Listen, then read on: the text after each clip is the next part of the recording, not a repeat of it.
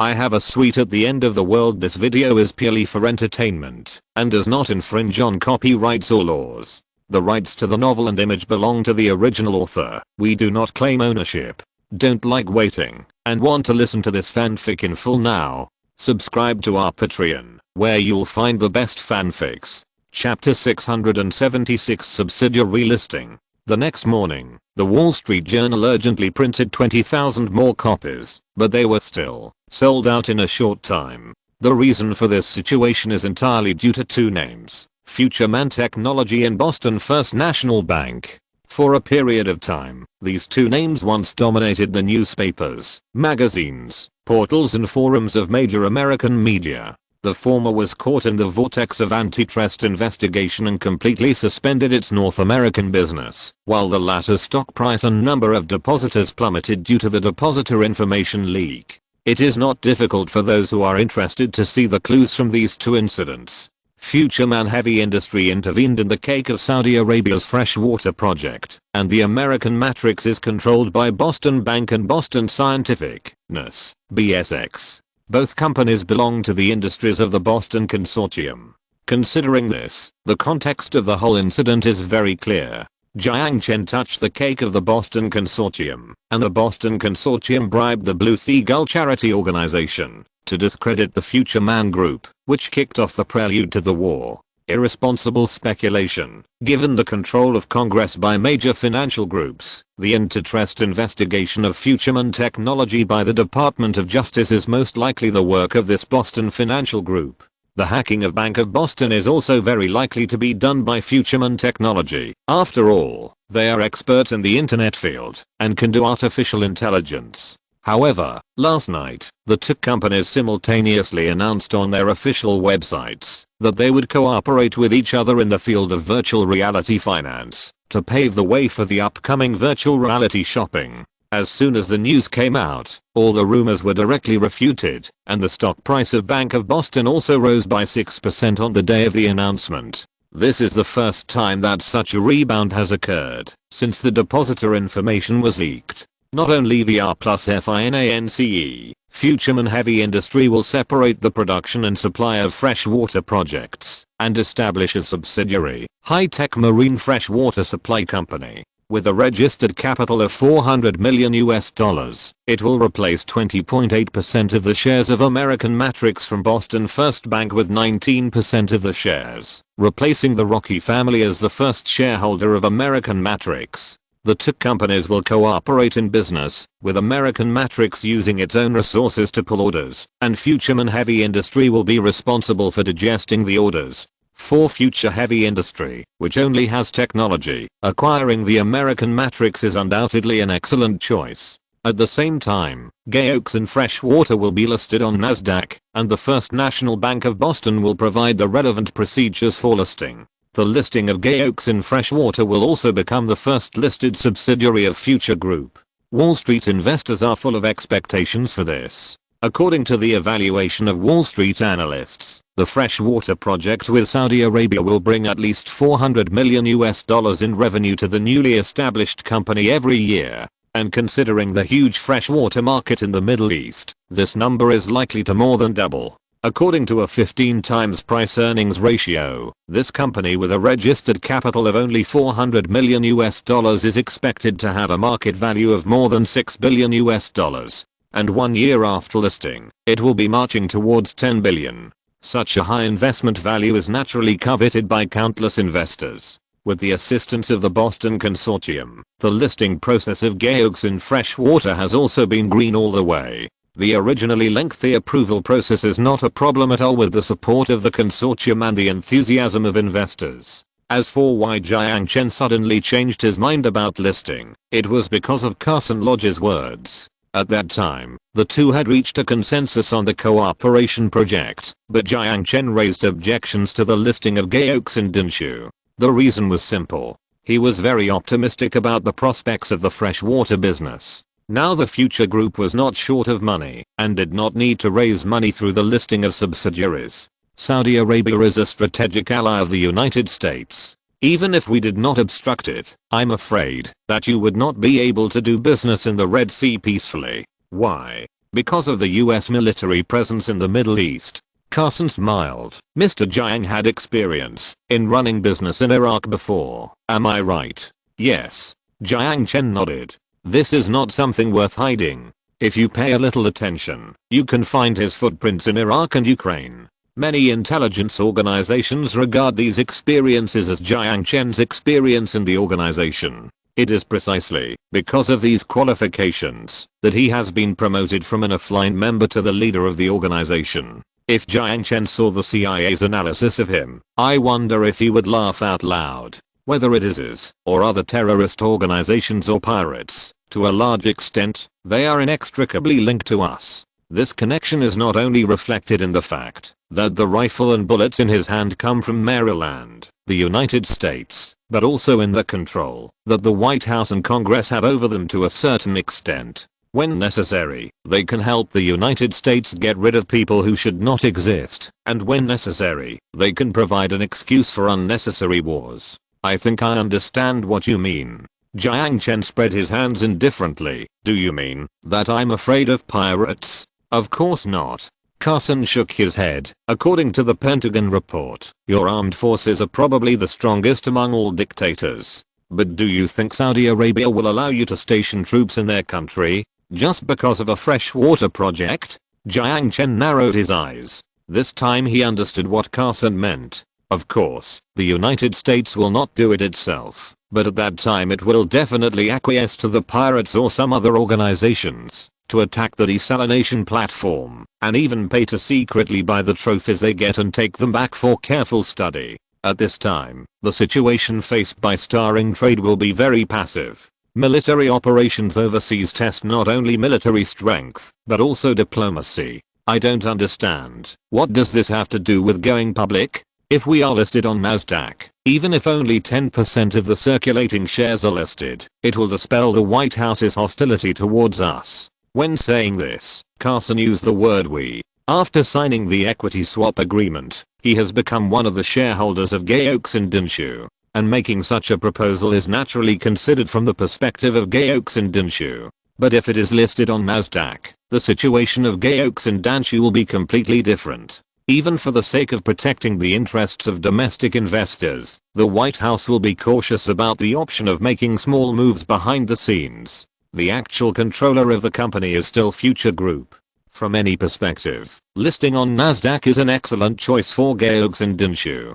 So Jiang Chen agreed to Carson's proposal for Gaoxin Dinshu to go public, and determined that the circulating shares accounted for 15% of the total share capital. After listing, the equity structure of Gaoxin Dinshu is that Future Heavy Industry holds 70% of the shares, Boston First Bank holds 15% of the shares, and the circulating shares account for 15%. For the freshwater project, Future Heavy Industry still has an unshakable voice. Moreover, this subsidiary IPO will bring at least $1 billion in one-time profit to Future Heavy Industry. On the other hand, with the cooperation between Future Group and Boston Consortium, Blue Seagull, which was used as a pawn by the latter, fell into an awkward situation. Without the support of the capital behind them, they can't even afford the lawsuit. The cost of the international court hearing fee and the lawyer's fee is not low. After all, the court is not a charity. Even if Blue Seagull is a public welfare organization,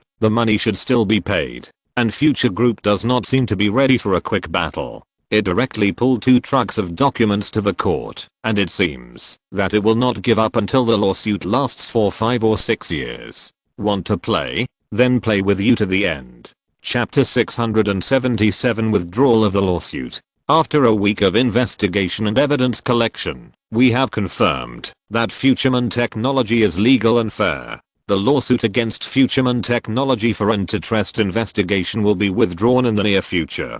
Standing in front of the media camera, the spokesperson of the Ministry of Justice, dressed in a suit, held the manuscript and read out these hundreds of words expressionlessly. Congress, which had originally nodded in favor of the antitrust investigation, suddenly changed its mind. Massachusetts legislators suddenly stood up and questioned the fairness of the antitrust investigation. The Attorney General was almost vomiting blood in anger. Massachusetts is the hometown of the Boston Consortium, and everyone knows what this means. What the Attorney General couldn't understand was that you were the ones who initiated the antitrust investigation in the first place, and now you suddenly changed your mind. What's the matter? However, in the face of boiling public opinion, the Ministry of Justice could no longer hold on, and the White House asked them to end the investigation as soon as possible. Whether it is a fine or something else, it should be done as soon as possible. Now even homosexuals have jumped out to sensationalize, accusing the US government of obstructing their legitimate right to explore Plato's spirit in virtual reality. Issuing a ticket requires evidence. Although it is not impossible to do anything recklessly in a country ruled by law, it is also necessary to abide by the rules of the game and talk about evidence. As Future Technology stated, they have only been established for less than 2 years and do not meet the definition of monopoly in the law from any angle. Since they cannot issue a ticket, they can only withdraw the lawsuit. On the night when the Ministry of Justice withdrew the lawsuit, Future Technology issued an announcement on its official website. We welcome the correct decision made by the US Department of Justice. Future Technology adheres to the principles of fairness and justice, and has never used its market dominance to interfere with the normal operation of the market. From now on, the virtual reality network will resume operations. Future Technology serve you wholeheartedly. As soon as the announcement was released, a wave of cheers immediately set off on the internet. Ha ha ha. God level continent is finally open again. I haven't played for a week. Let me take a breath. Our virtual reality is back. This is a victory for democracy and freedom. Thank God. The feeling of insomnia is so painful. Although I don't wear a helmet every night, but the helmet is right next to me, but I can't use it. I always feel like something is missing. The rumors about Future Technology's withdrawal from the United States were self-defeating. On the night of the resumption of service, the peak number of simultaneous online users in the North American region of God level continent exceeded 100 million. Faced with the prosperity of Future Technology, Microsoft and Google were envious, but they had to admit it. They were originally optimistic that this lawsuit would take at least 2 years, and they could use these 2 years to break through the technical bottleneck of neural access, and then develop a substitute for the Phantom helmet to seize Future Technology's market share in North America. However, no one expected that the antitrust lawsuit would end so suddenly. Although the antitrust lawsuit ended this time, the influence of virtual reality has aroused the vigilance of the White House and has also strengthened the United States' efforts in the research and development of virtual reality technology. The Pentagon allocated $400 million for the development of virtual reality technology in the military field.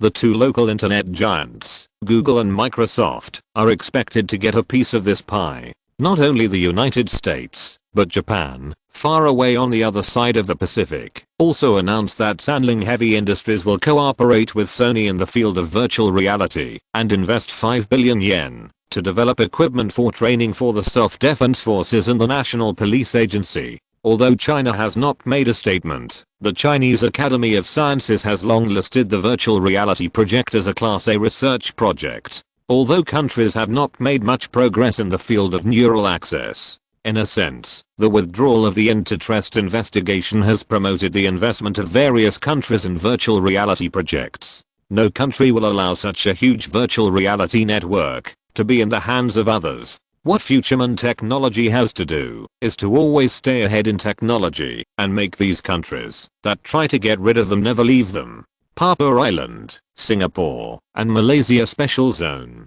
Compared with the desolation 6 months ago, after the drastic reconstruction of the Futureman Group, this place has become the largest industrial park on Papua Island. Highly polluting enterprises such as steel mills, aluminum plants, and electronic equipment processing plants have sprung up like mushrooms after rain, completing the transformation of the new country's pollution-free industry. At the same time, supporting facilities such as apartment buildings, supermarkets, schools, and bars have also emerged, and the lives of Papuan Islanders have been greatly improved. Robot parts, the foundation of Penglay City, pure electric vehicle batteries, a steady stream of goods are shipped from the port to Anchor Island to provide blood transfusions for Jiang Chen's technology empire. Now it is not just the industry of the Future Group. With the relocation of high-polluting enterprises in New Zealand from Anchor Island, Malaysian and New Guinean companies continue to move in, and this place has become a hotspot for investment in South Asia. For this reason, the Future Group has made a fortune in the special zone. The Malaysian and New Guinean governments are also grateful to the Future Group. This is also directly reflected in the policy. The approval of the Future Group's factory construction has been green all the way, and the protests of environmental protection organizations have been suppressed. Just kidding. The two governments are eager for the Future Group to throw more money on the backward Papua Island. How can they allow protests from a small group of people? Highly polluting heavy industries drive GDP and attract foreign investment, which is an essential step for developing countries to rise. Less than a week after Futureman Technology ended its conflict with the Boston Consortium, Jiang Chen arrived at the largest island in the Pacific Ocean by private plane and came to his industrial park. This is the first time since the establishment of the new Malaysia Special Zone. On behalf of the people of the Special Zone, I welcome you, Mr. Jiang Chen. Extending his hand from a distance, the chief executive of the new Malaysia Special Zone, Miyake, greeted him with a smile on his face. Although the Special Zone was established on the border between New Guinea and Malaysia, the administrative management of the Special Zone was handed over to Malaysia, which has greater international influence, and New Guinea only enjoys a share of the tax revenue. Nice to meet you, Mr. Miyake. Jiang Chen shook his hand and exchanged a few words with him with a smile. Then the two of them got on the car sent by Future Heavy Industry to pick him up and headed to the headquarters of Future Heavy Industry in the new Malaysia Special Zone. Jiang Chen certainly couldn't have come to Papua Island for tourism this time. Faintly smelling the wind, Miyake kept asking Jiang Chen indirectly along the way, is there any new move by Future Group? If you want to build a high-tech factory, can you give priority to the new Malaysia Special Zone? And other questions. However, Jiang Chen just smiled and didn't explain the purpose of this trip. Just 2 days ago, the graphene material research team led by Liu Yuan in the Materials Science Laboratory of Future Group made a major breakthrough in the industrial production research of semiconductor graphene materials, making it possible to produce graphene chips. Of course, the reason why such a major breakthrough occurred in a short period of time is also due to the information Jiang Chen got from the end of the world. In addition, the automated production technology of semiconductor graphene has been used in the production line of virtual reality helmets, but these have not been made public. Once the graphene chip is promoted, it will bring a leap forward change to the existing electronic production process. Now that the Future Group has come up with graphene production technology, it will naturally not let go of this vast market. Future Technology not only wants to be the Microsoft of the new era, but also the Intel of the new era. The position of the global semiconductor hegemon should be taken by someone else. Chapter 678 The beginning of the PM era. The name of Future Group has appeared quite frequently recently, so much so that many media have begun to discuss whether to ask the CEO of Future Group for advertising fees. Just as Jiang Chen arrived in Papua Island, the world was once again in an uproar over a piece of news. The New York Times. Futureman Heavy Industry announced a major breakthrough in the research of semiconductor graphene materials. The 5nm curse that silicon chips cannot break is expected to be easily overcome. Before 2020, the world's electronics industry is expected to enter the PM era. 1nm equals 1000 PM. The Guardian. Incredible research results. A professor of materials science at Cambridge University said that Futureman Group may once again use technology to change our tomorrow. Le Monde. Liu Yuan and 3 other Chinese scientists affiliated with the Materials Science Laboratory of Futureman Group will be nominated for the 2018 Nobel Prize in Science. South China Morning Post. The mainland has many talented people, and the Moore's Law, which has run out of luck, may be revived by this man. Global Times. As we all know, conventional graphene has no band gap. Its special corrugated valence band and conduction band are actually connected, which makes it more like a metal than a semiconductor. Futureman Heavy Industry announced that their researchers found that, by using silicon carbide as raw material and decomposing it through a certain heat treatment method to form a graphene layer, a graphene monolith with an energy band greater than 1.10 eV can be obtained in the buffer layer. This is very close to the 1.12 eV of silicon materials, making graphene chips possible. Future heavy industry's major breakthrough in the field of graphene caught well-known CPU developers and manufacturers such as Intel and AMD off guard. Nasdaq technology stocks opened in grief, scaring Wall Street investors to cry. Why? The reason is obvious. Once semiconductor graphene materials come out, it will mean that silicon chips will come to an end completely, and it is only a matter of time before they are eliminated by smaller graphene transistors. Just like a steam engine, can it run faster than an internal combustion engine? It's the same principle. These investors are smarter than monkeys. If other companies boasted that they had developed global Wi-Fi, virtual reality, and graphene chips, they would probably just sneer and say, HMPH, do you think I'm a new stock investor? You're just using these nonsense to trick me into buying stocks.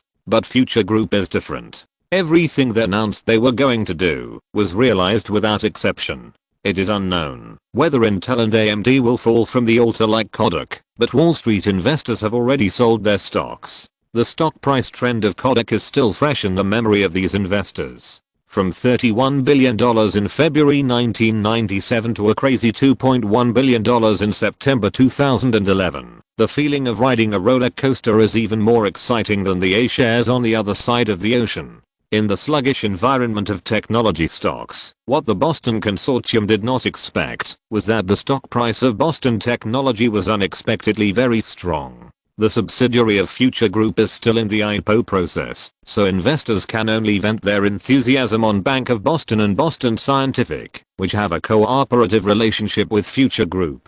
Although it is not certain whether the two parties may cooperate in the field of graphene, isn't investing in this thing a gamble? If the bet is right, it will be the second Intel. This kind of happiness of picking up money while lying down really made Carson Lodge unexpected. John Lawrence, who originally opposed cooperating with Future Group to develop the North American market, was also secretly glad about the result of the vote. Just as the world was hotly discussing the breakthrough of future heavy industry in the field of graphene, the Wall Street Journal broke another blockbuster news. According to a senior official of the patent office who wished to remain anonymous, future heavy industry submitted a total of 2,000 patent applications in the past week.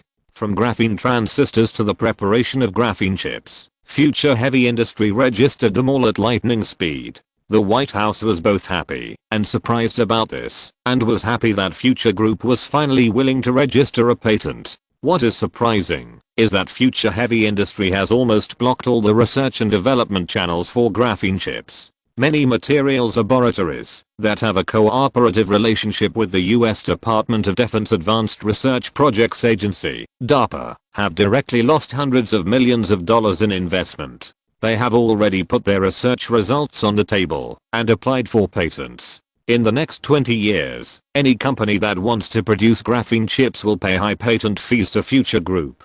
Regarding the registration of patents, Jiang Chen made a decision after careful consideration. Unlike neural access and mature artificial intelligence technology, the technical span of graphene is not large, just like the solid-state lithium-air battery of future heavy industry.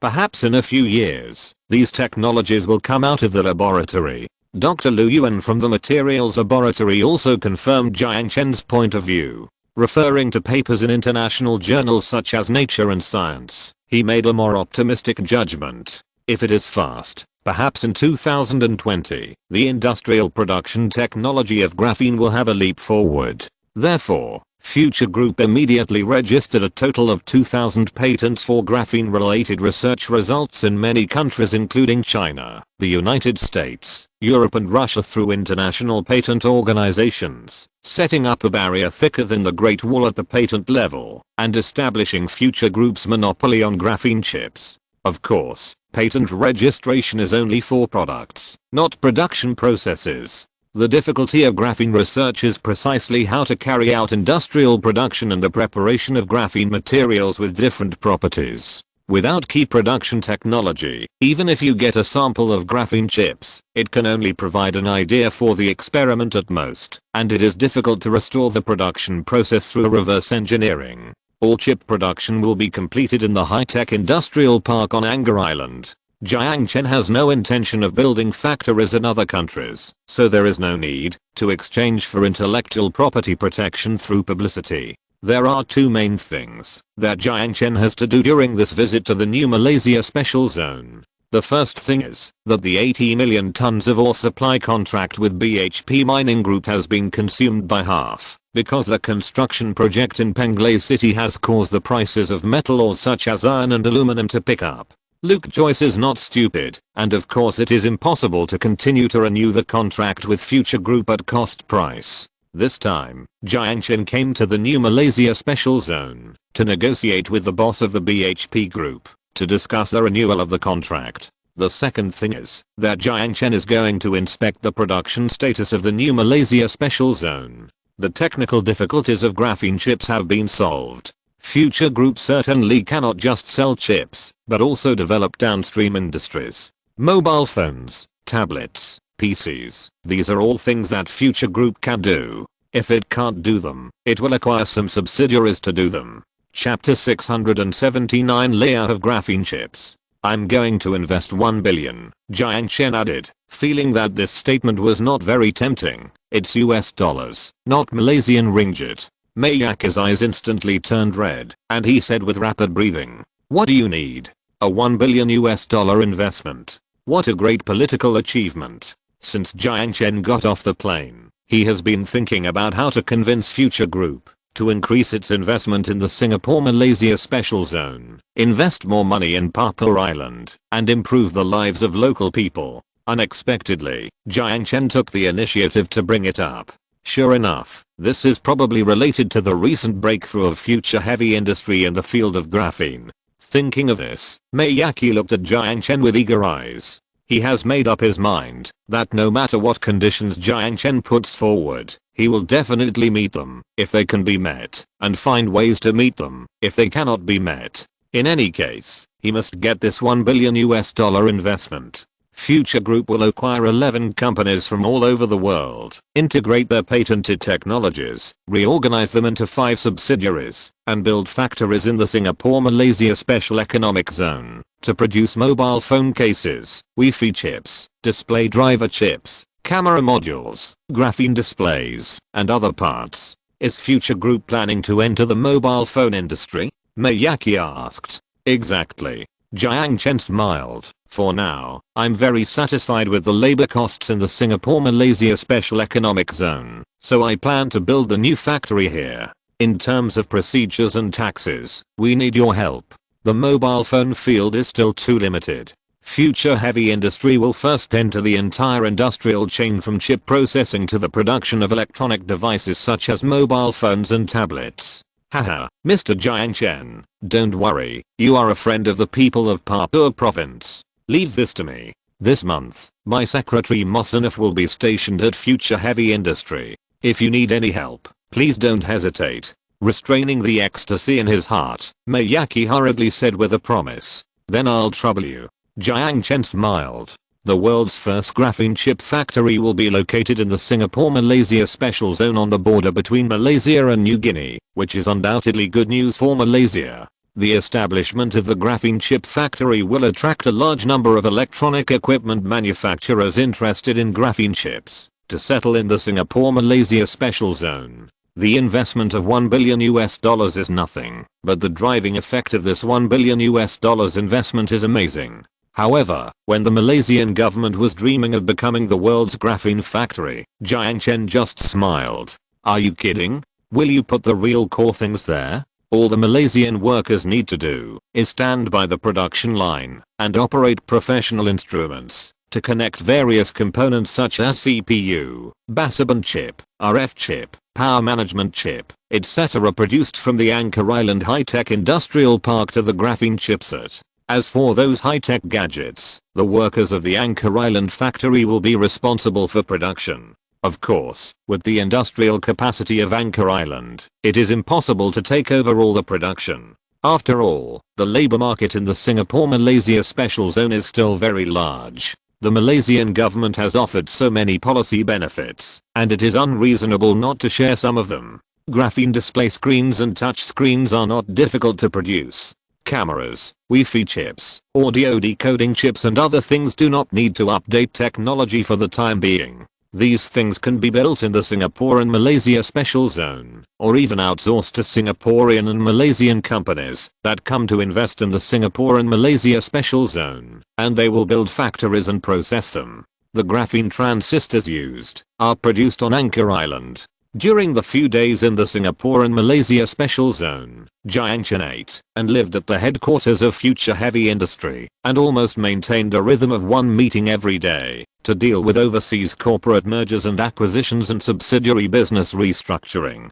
Jiang was responsible for the meeting materials and restructuring plans, which were completely considered from the perspective of production efficiency, which reduced a lot of his workload. As far as the role of secretary is concerned, Jiang Chen can already give her 98 points. As for the 2 points deducted, 1 point is because of her expressionless face, and the other point is just because she can't make coffee. But fortunately, Aisha was with him, and she made up for the missing 2 points. Walking in the center of the Singapore and Malaysia special zone, looking at the bustling street scene, Jiang Chen also had a lot of feelings in his heart.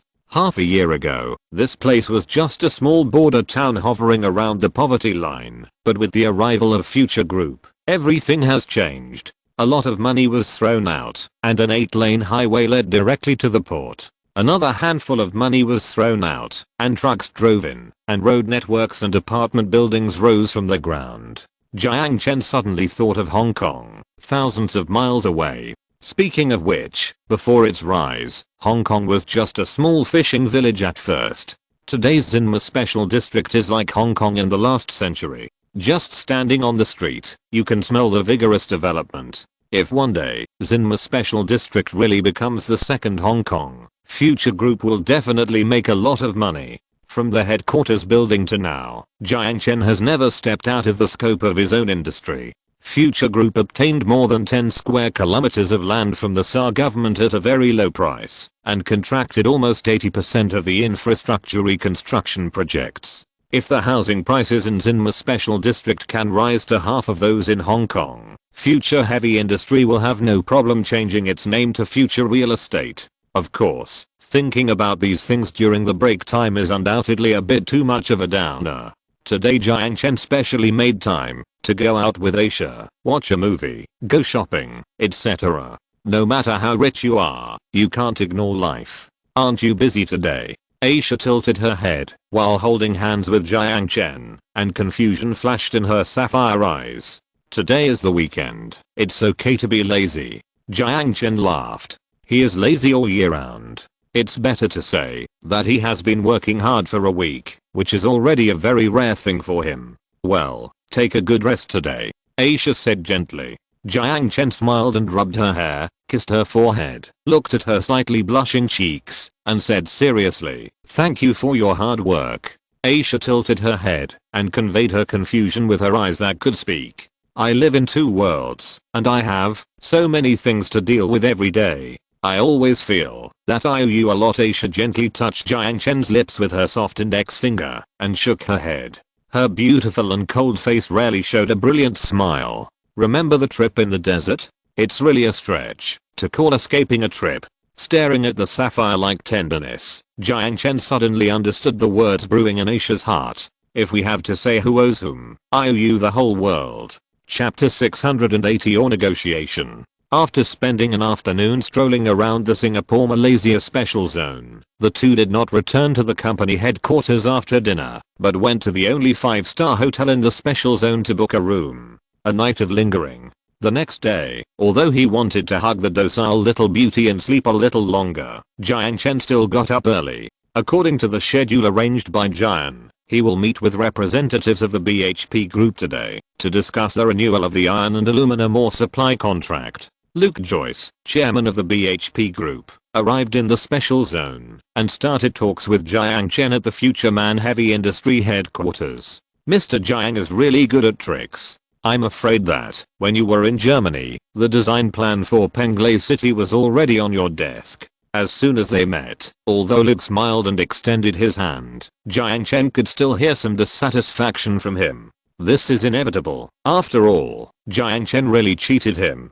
The displacement of an aircraft carrier is only 100,000 tons. The steel and aluminum consumed by Penglai City can be used to replace hundreds of aircraft carriers. Imagine if the United States announced a plan to build 100 aircraft carriers. What impact would it have on the iron and aluminum ore market? What's more, Future Group has never said that they only plan to build one Penglai City. If Penglai City works well, many countries will definitely be interested in this thing. If Jiang Chen is interested in exporting this Ocean City project, I believe that orders will fly to future heavy industry like snowflakes. Apart from anything else, China will definitely be the largest buyer. The reality is that compared with the sluggish metal ore market last year, iron and aluminum ores, both futures and spot, have rebounded significantly. The 80 million ton supply contract in Jiang Chen's hand was undoubtedly copied at the floor price, and it was also discounted by 20% at the floor price at that time.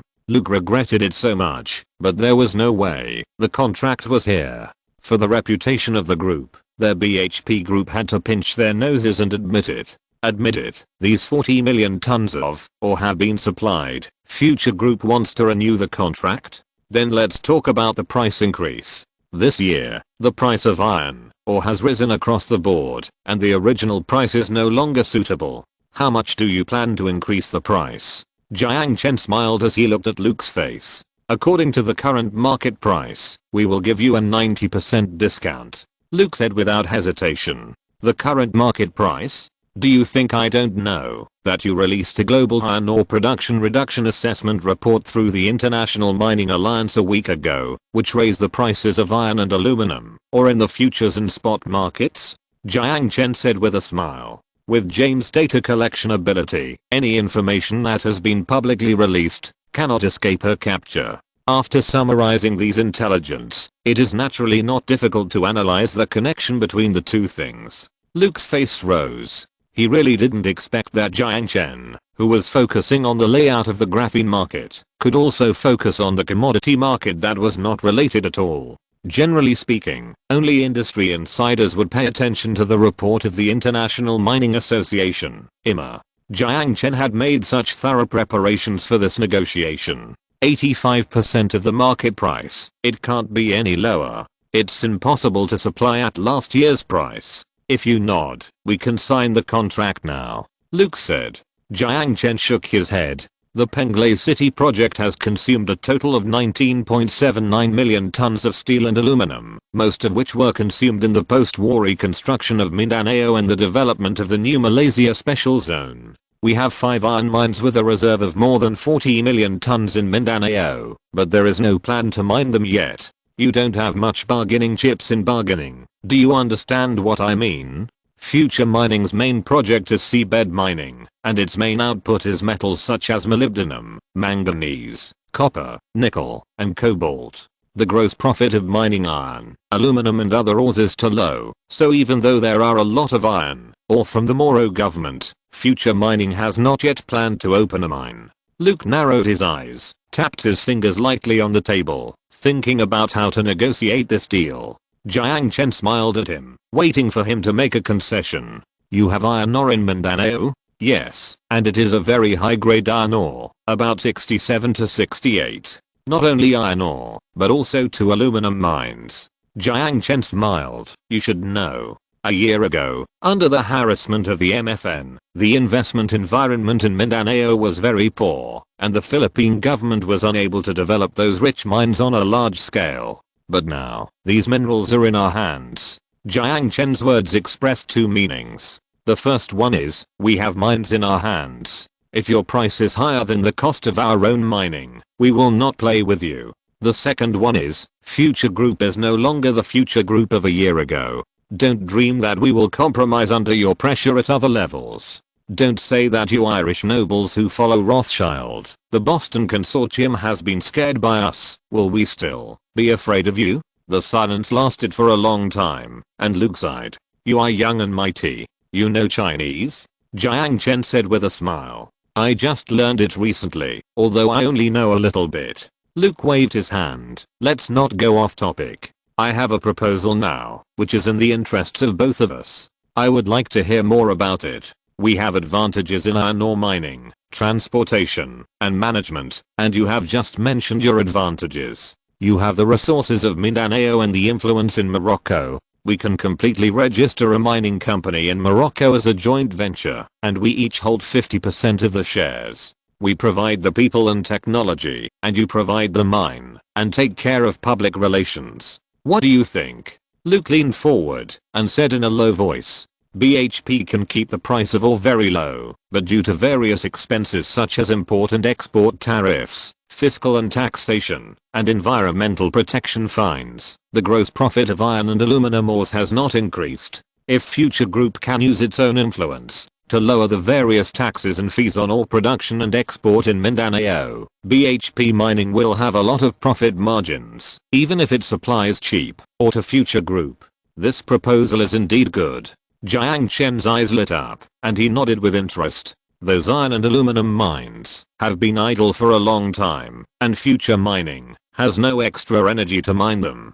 This proposal is equivalent to contracting the mining to BHP Group, and the two parties will share the profits 50-50. However, just when Luke thought the agreement was reached, Jiang Chen changed the subject. But isn't the share you want too high? This vampire. Luke cursed in his heart, but his face did not show any expression. He argued with Jiang Chen with a calm face. In the end, the two sides reached an agreement. Jiang Chen invested $70 million in minerals, and BHP Mining Group invested $150 million. The equity ratio of the two parties was 55% and 45%. This was also Luke's bottom line. Printing the contract takes time, and the two parties agreed to formally sign the contract tomorrow. However, given the identities of both parties, it is unlikely that they will make a temporary return, so the cooperation between Future Mining and BHP Group can basically be finalized. Feeling the vibration of the watch, after Luke left, Jiang Chen pressed on the watch, and Jane's holographic bust appeared next to the desk. Any questions? Looking at Jane, who had something to say, Jiang Chen spoke with a pleasant face. Because Jane was required to take notes for the meeting, Jiang Chen turned on the recording function. Naturally, Jane could also hear his conversation with Luke. I have found a mining technology that is more advanced than the current one in my database. We can mine it ourselves. Hearing Jiang's question, Jiang Chen smiled and shook his head and stuffed the signed document into the drawer. We will never be able to make all the money in the world, and there is no point in doing so. From the perspective of efficiency, is there a problem with my proposal? Jiang asked. Many things are problematic from the perspective of efficiency. Compared with squeezing the last bit of profit, we can take the initiative to distribute this part of the profit and use this chain of interests to tie more people to our chariot in exchange for greater benefits. Jiang Chen said with a smile. Greater benefits? What is that? Whatever it is, it's not the US dollar anyway. If you're listening to this novel on a channel other than Fanfic World, it means they downloaded and uploaded it without effort. We cordially invite you to visit our channel, Mundo Fanfic Novelos. There you'll find the original version of this story, and you can explore many other novels of various genres. We're waiting for you to immerse yourself in a world of incredible novels. Chapter 681 Intel Corporation Visits. Pulling BHP Mining Group on board is definitely a beneficial and harmless choice for Future Group. Although these old European aristocrats may not be able to compete with the big financial groups such as Rockefeller and Morgan on Wall Street in the financial field, their power in certain fields cannot be underestimated. For example, commodities, the automotive industry, etc. After the ore supply negotiations ended, Jiang Chen personally sent Luke Joyce on the plane. The agreement with BHP Group on the development of mineral resources in Mindanao is undoubtedly good news for future heavy industry, whose production capacity continues to rise. The next day, just as Jiang Chen was about to return to Singapore, people from Intel came to the door. The visitor was Brian Grzenich. Speaking of this legendary CEO, we have to mention a prediction he made 3 years ago. At that time, Grzenich, who was promoted from COO to CEO, formulated 4 core development areas for Intel: PC, data center, mobile, and chip manufacturing technology. He also boldly predicted that in 3 years, major manufacturers will completely abandon the ARM architecture of its competitor Qualcomm and switch to the Intel architecture. However, things went against their wishes. The terrible heat of Intel chips caused it to suffer a disastrous defeat in the mobile device market, and repeated defaults also deprived it of good opportunities to compete. Intel also told investors that it would develop SoC, integrated modem and application processor, for low, medium and high-end smartphones and tablets, but Intel failed to launch these products on time and was eventually killed. Billions of dollars were invested, but in the end nothing was gained, and Intel was still evasive about it and did not give investors a good explanation. Future man heavy industries breakthrough in graphene materials not only made Intel vigilant, but also gave Kazaki a chance to turn things around. If Intel can enter the graphene field first, it will undoubtedly have the opportunity to win back in the mobile market. We hope to obtain the authorization of your company's 271 patents on semiconductor graphene and graphene transistors at a reasonable price. As soon as they met, Kazaki put forward his requirements straight to the point. He was ready to start a tug-of-war negotiation with Future Man Group, and there were at least 5 pieces of clothes in his suitcase. Future Man Heavy Industries' recent massive purchases internationally will naturally attract the attention of Intel. They are clearly going to enter the field of electronic equipment production. From this perspective, Future Man Heavy Industry will definitely become their competitor in the future. Obviously, it will not be easy to negotiate this patent licensing project. But Kazaki also has a trump card in his hand. If Future Man Heavy Industry maliciously refuses patent licensing, it will be a proven monopoly. However, contrary to Kazaki's expectations, Jiang Chen said generously, "No problem." What? I said no problem, meaning we can talk about it. Is there something wrong with my grammar? Jiang Chen smiled. Kazaki coughed lightly. I'm very sorry, I was a little distracted. What do you think is a reasonable price? Jiang Chen didn't care and returned to the topic. $100 million US. Kazaki tentatively proposed. We have invested $2.1 billion US in the research and development of graphene materials. Isn't it a bit unreasonable for you to spend $100 million US to buy it?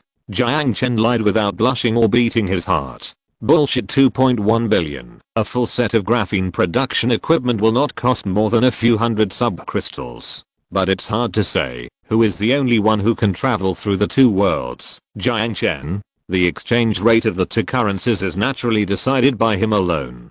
Kazaki twitched his eyebrows. He had a premonition that Jiang Chen was going to ask for too much. But who wants the scientific research team of Future Group to kick the final blow first? According to Intel's research department, it will take at least 2 years to complete the research on semiconductor graphene. Then how much do you say? $400 million US. Jiang Chen stretched out 4 fingers, paused and added, every year. $400 million US every year. Are you crazy? Are your patent documents made of diamonds? Kazaki said angrily. Graphene is much more expensive than diamonds. Of course, I mean its commercial value. Jiang Chen smiled. Think about it. How much money have you spent on graphene material research? How much more will you spend? Do you still think this patent license is expensive? This means that in the next 20 years, Intel will pay you a total of $8 billion US. What does it matter? With a net profit of $20 billion every year, would Intel be short of this little money? Jiang Chen spread his hands. Of course, it doesn't matter if you don't want to. I believe that at the latest the day after tomorrow, Qualcomm people will come to talk to us. Kazaki said immediately, suppressing the pain. Deal. Qualcomm is Intel's mortal enemy. If Qualcomm seizes the opportunity, it will undoubtedly be a disaster for Intel's competition in the mobile market. Even if it's just 2 days, Kazaki must buy time for Intel's researchers to develop graphene chips based on Intel architecture before Qualcomm, and give Qualcomm a heavy blow in the mobile market. As Jiang Chen said, $400 million is really nothing for a behemoth like Intel. Backed by the largest Rockefeller consortium in the United States, Intel is much richer than they look. The negotiations ended that day, and Kazaki boarded the plane back to California with the patent licensing contract. Almost as soon as Kazaki left, Qualcomm's representatives arrived at the Xinma Special Zone and wanted to talk to Jiang Chen about patent licensing. The negotiations with Qualcomm were also completed on the same day. After hearing that Intel's representatives had obtained patent authorization, Qualcomm's representatives did not even blink at the annual patent fee of $400 million and directly expressed the deal. So much so that Jiang Chen secretly exclaimed that it was a pity. Judging from how quickly they made the deal, the price could have been higher. Sun Jiao was surprised that Jiang Chen ended the negotiations so quickly, so she called him and expressed her confusion. If we want to enter the field of graphene chips, why don't we delay the patent licensing negotiations with Intel and Qualcomm for a few months? This will give our independently developed chips a head start in the market. We have already seized the head start long enough. The samples of graphene chips and the design of the production line are now in the laboratory. When the acquired subsidiary completes the reorganization, we can start production at any time. And I believe that, even if they don't have our patent authorization, they will not stop borrowing our public information for technology research and development. After all, according to the antitrust law, we will have to open up authorization sooner or later. Since they won't have graphene chips on the market tomorrow, it doesn't make much sense to authorize them early or late. Anyway, when it comes to graphene chips, Future Group will be ahead of them. Chapter 682 Leaking the News. Major breakthrough in semiconductor graphene materials. Future Man Heavy Industry provides patent authorization to Intel, Qualcomm and other chip manufacturers. Intel CEO held a press conference. Intel's first graphene chip will be available at the beginning of next year at the latest. Analysts indicate that this chip using graphene transistors will break through Intel's previous expectations and launch 5nm process chips 2 years ahead of schedule. In the courtyard, beside the antique tea table, an old man with grey hair was drinking tea and reading a newspaper. Although newspapers can now be read on mobile phones and tablets, it is not so easy to change decades of habits. At this moment, Liu Xiangguo's eldest son Liu Yangtang was standing next to him, hesitant to speak and read his father's newspaper for a long time, and finally made up his mind and spoke tentatively. "Old man, what do you think is the difference between us and the big families in the United States?" Liu Xiangguo ignored him and continued to read the newspaper. Seeing that his father did not speak, Liu Yangtang continued. "Why can't we control the Future Group like the Rockefeller Consortium in the United States?" Liu Xiangguo glanced at his son, snorted twice, and then moved his eyes back to the newspaper. "That's interesting. Tell me, why don't we control Intel, or just buy Wall Street?" A trace of embarrassment appeared on Liu Yangtang's face. "Isn't this too far away from us? And we can't afford it. So I said that the Wang family is stupid. Of course, I'm not talking about Xiao Wang, but his younger brother Wang Linhe." Liu Xiangguo adjusted his reading glasses on the bridge of his nose, and his old fingers turned the newspaper to the next page. Dehe was completely persuaded by his family, who can't see the benefits of future technology. "Just open your mouth and bite it when you see it." So I have always restrained the people in the clan from going into business. The land under our feet is the center of power of the Republic. The Future Group's business in China delivers at least $200 million in profits to the Liu family every year, which is operated by a branch registered in a country in Central America. This money is very clean. How much dividend can Linhe Group give to the Wang family in a year? In the past few years, they did make a lot of money from real estate, but what about now? Linhe Group is half dead and has been losing money for 2 consecutive years. It has to rely on Wang Dehe's face to borrow from the bank. How can it have money for dividends? Even if the second child policy is opened, it can't save this real estate bubble. This is where Liu Xiangguo is very smart. The Liu family does not touch those profitable businesses, and all their energy is focused on managing the power in their hands. And those who need connections will naturally give them money. Thinking of this, Liu Xiangguo sighed softly. If this company continues to stay in Wanghe City, his position can still climb up 1 level, just based on this political achievement. Liu Yangtang's heart was shocked.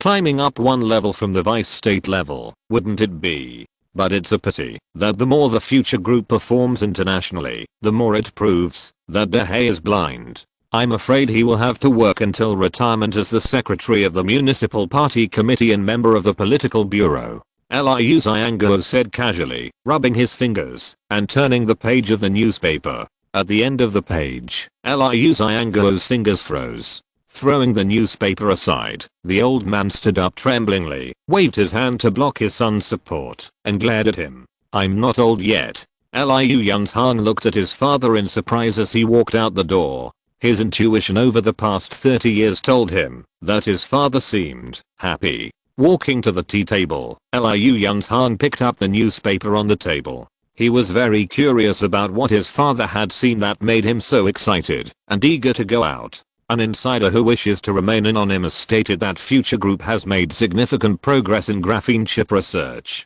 The Dragoon X1 graphene chip currently developed has a 7nm process, which is only half of Intel's Xeon Phi, and the performance can reach 1.5 times that of Intel's Xeon Phi. The architecture used is independently developed by Future Heavy Industry. Crash. The newspaper fell to the ground, and Liu Yunzhang's face gradually changed from unbelievable stiffness to uncontrollable ecstasy. The two keywords stirred in his heart like a spell. Supercomputing chips. New architecture. In early April 2015, the US Department of Commerce issued an announcement deciding to reject Intel's application to sell Xeon chips to the National Supercomputing Guangzhou Center in China for the upgrade of the SYNOPSIS system.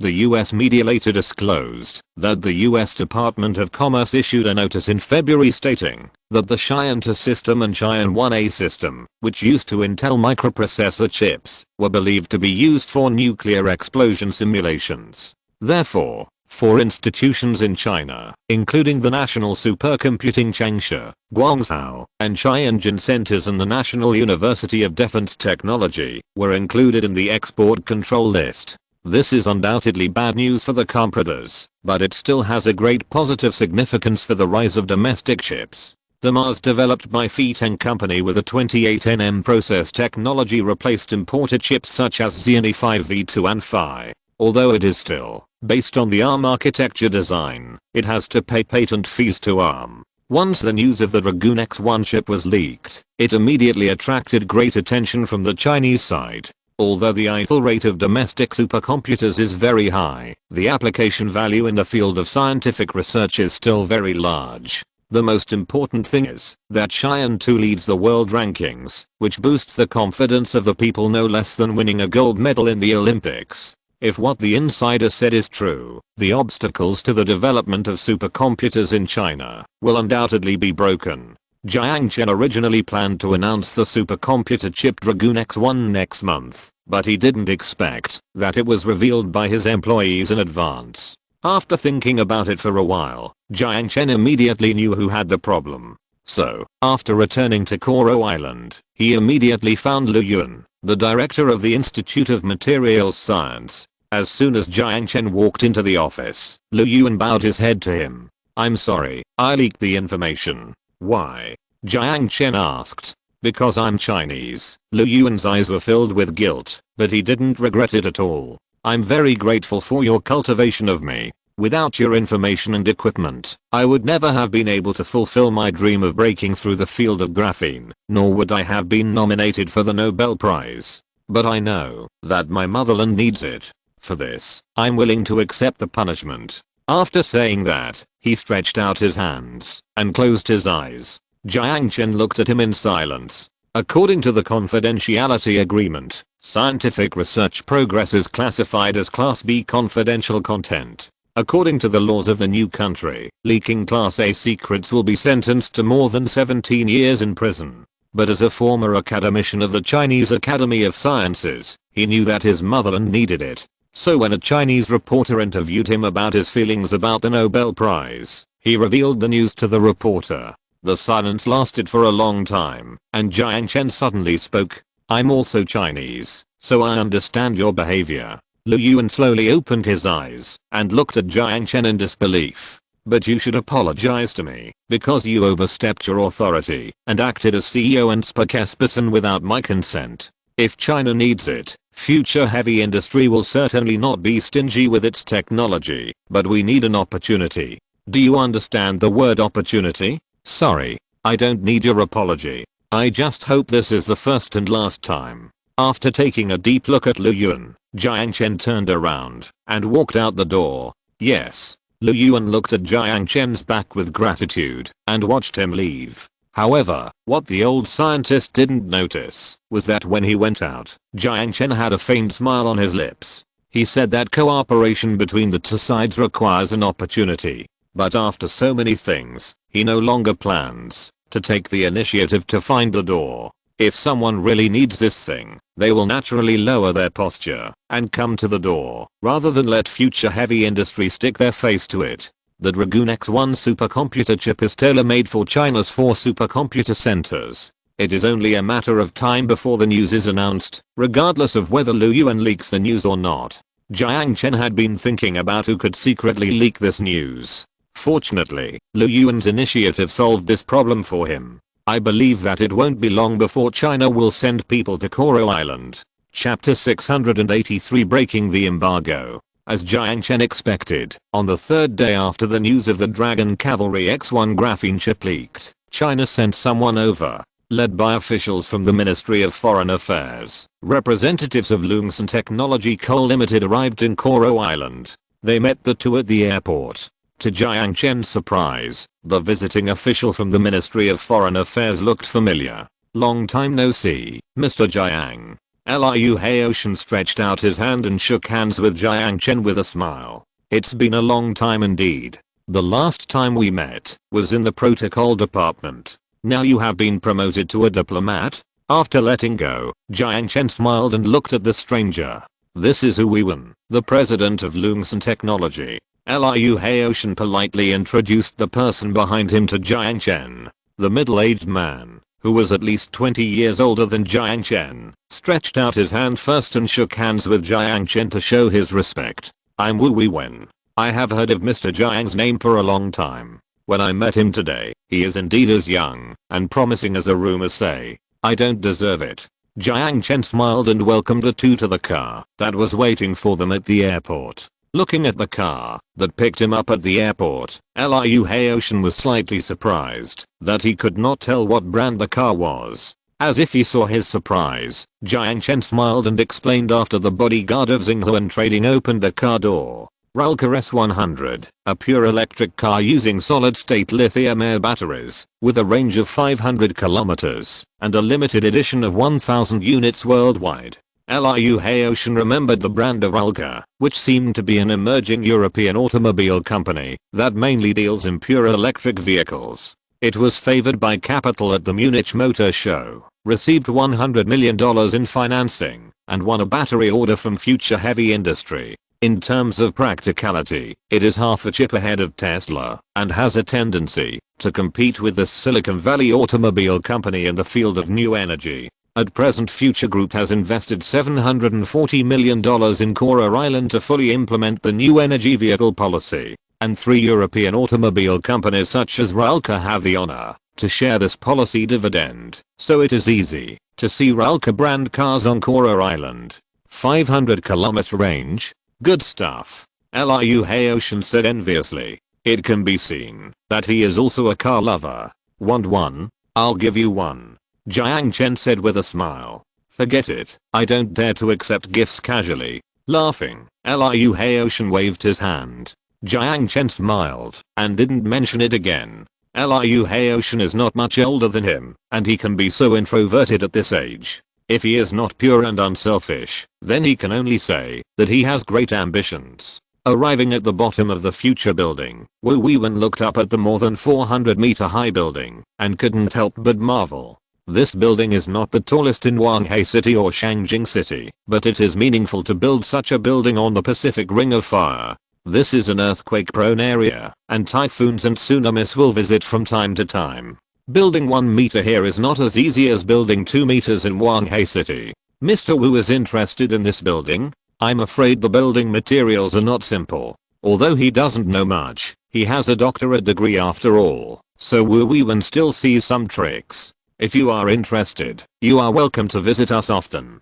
Jiang Chen said with a smile, and took the two to the conference room. The conference room is located in the middle of the building, and it takes only a short time to get there by elevator. The three of them sat down at the conference table, and Wu Weiwen quickly got straight to the point. I heard that you have made significant progress in the research of supercomputer chips. I wonder if this rumor is true? Of course, Jiang Chen said calmly, in the field of graphene, we are ahead of the world. Wu Weiwen and Liu Haoshan looked at each other, and both saw joy in their eyes. Concealing the joy in his eyes, Wu Weiwen looked at Jiang Chen seriously and said, we are here this time to hope to cooperate with you in the field of graphene chips. Of course we welcome cooperation, but why are you here with Lungsun? Jiang Chen asked. Jiang Chen originally thought that China would be interested in the Dragoon X1 chip and would place an order with Future Man Heavy Industry. However, it was Lungsun that came, which made the situation a bit subtle.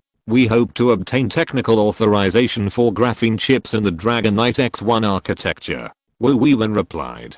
After the United States imposed an embargo on supercomputer chips on China, the development of computer chips produced independently by China was put on the agenda. However, due to technical reasons and many other factors such as compatibility, domestic chips such as China's Lungsun still use the ARM architecture. In terms of performance, although some domestic media exaggeratedly advocated that Lungsun was the best in the world, there was no market to prove it. However, the deserted market has proved that the performance of Lungsun is not as attractive as advertised. In fact, whether it is Fiteng Company or Lungsun's Inc., there is a gap of 2 generations in chip manufacturing process with internationally renowned companies such as Intel. This time, Wu Weiwen came here, on the one hand, to obtain the authorization of relevant patents for graphene chips, and on the other hand, he became interested in the instruction set used by the Dragon Knight X1 chip. It was revealed in that news that the Dragon Knight X1 uses a completely different chip architecture from mainstream chip architectures such as x86, ARM, and MIPS.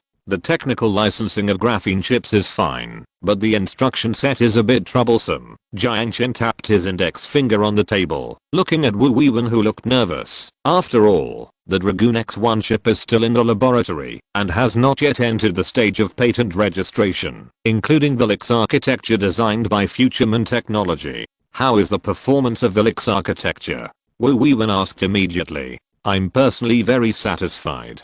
Jiang Chen smiled and said, in terms of the complexity of the instruction set, we may be more streamlined than the ARM architecture. In terms of chip performance, we are not inferior to Intel's x86 architecture. The statement of not inferior is still conservative. In the end times, the LIX architecture is one of the most widely used and earliest developed architectures for graphene chips, and is the basis of all derivative architectures. Jiang Chen plans to register 1,000 patents for it, and the patent application documents are still being prepared. What is the licensing price? Please don't worry, Mr. Wu Weiwen.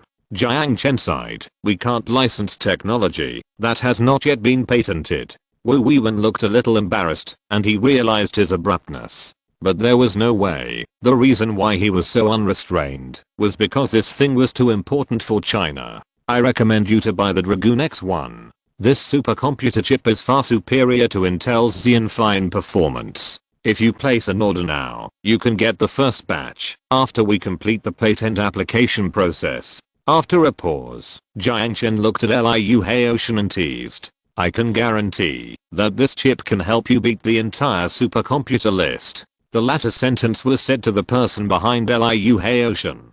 Developing domestic chips is an instruction from our superiors. The embargo on supercomputer chips has sounded the alarm for us. We must master independent chip production capabilities. Liu Haoshan shook his head. Although your proposal is very tempting, we prefer that Lungsun's Inc. can master chip production technology. Jiang Chen looked at Liu Haoshan and Wu Weiwen who refused to nod with a smile. Even if I give you the instruction set, you may not be able to defeat Intel. From research and development to independent production, how long do you plan to use silicon-based chips? We are a family. No one can embargo you in the future, right? How about this? We sign a 2-year Dragon Cavalry X1 chip supply contract first. After we complete the patent registration of the LIX architecture next month, How about we talk about the LIX architecture authorization? Research and development is not a matter of one day or one night. You use our products first, and when you develop your own chips, how about terminating the contract with us? Liu Haoshan and Wu Weiwen looked at each other, looked at Jiang Chen and nodded. That's a good proposal. I'll ask my superiors for instructions. Then let's end today's negotiations here. I look forward to your good news. Jiang Chen stood up and stretched out his right hand, smiling. When our great Chinese supercomputer dominates the top 500 list of supercomputers and kicks the Americans out of the top 10, I don't believe you will be willing to terminate the contract with us. The Dragoon X1 is mainly used for export. After all, Singapore does not consume supercomputer chips. Why? Of course, it's because it's too low. The servers of Future Group are all quantum computers, and they have long stopped using outdated things like conventional supercomputers. Chapter 684, Harvest in October. According to the contract, Future Heavy Industry will export 100,000 Dragoon X1 supercomputer chips to the Ministry of Science and Technology of China at a unit price of $400 per month. The chips will be used to supply the 4 domestic supercomputer centers and some universities and research institutions, and will completely replace Intel's Xeon series chips. The contract will be fulfilled from the beginning of December. As the first order of graphene chips for Future Heavy Industry, this monthly order of 40 million is undoubtedly gratifying. The order has been received, and production matters cannot be left behind. Engineering robots are responsible for the construction. In the high-tech industrial park of Angier Island, a transistor production plant and a chip production plant have sprung up. All production equipment is completed by the personnel of the institute, and the drawings are turned into physical objects through industrial-grade 3D printers.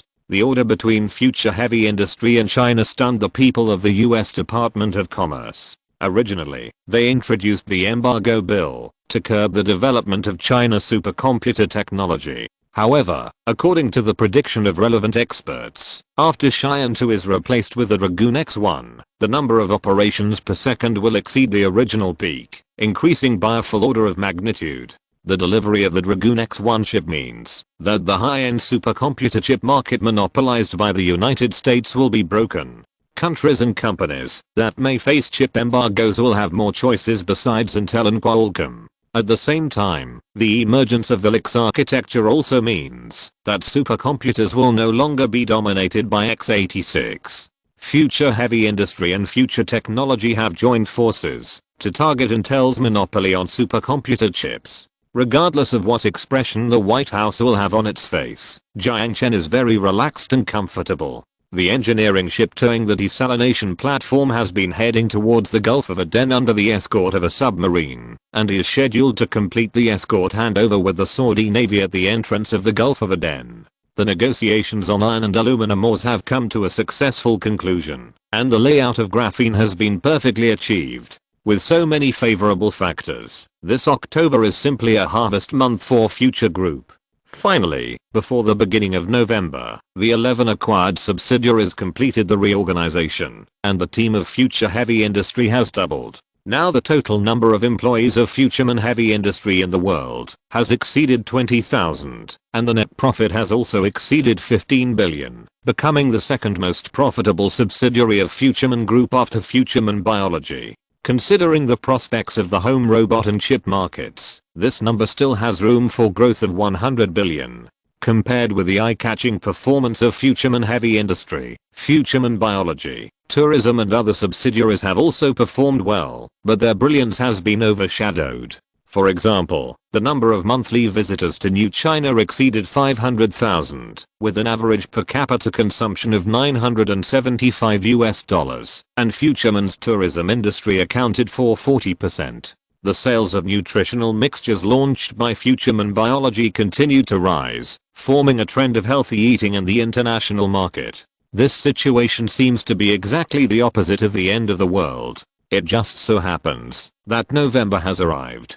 2 years ago, it was in this gradually cool autumn that Futureman Technology launched Futureman 1.0, which attracted the attention of the world for the first time. Just on this day worth celebrating, Jiang Chen took the senior executives and outstanding employees of Futureman Group to his private island to hold a celebration party to enhance the cohesion of employees and their sense of belonging to the company. In order to improve the party's style, Jiang Chen also called Roberts, who was developing in Los Angeles, and invited many Hollywood stars and socialites to the party through him.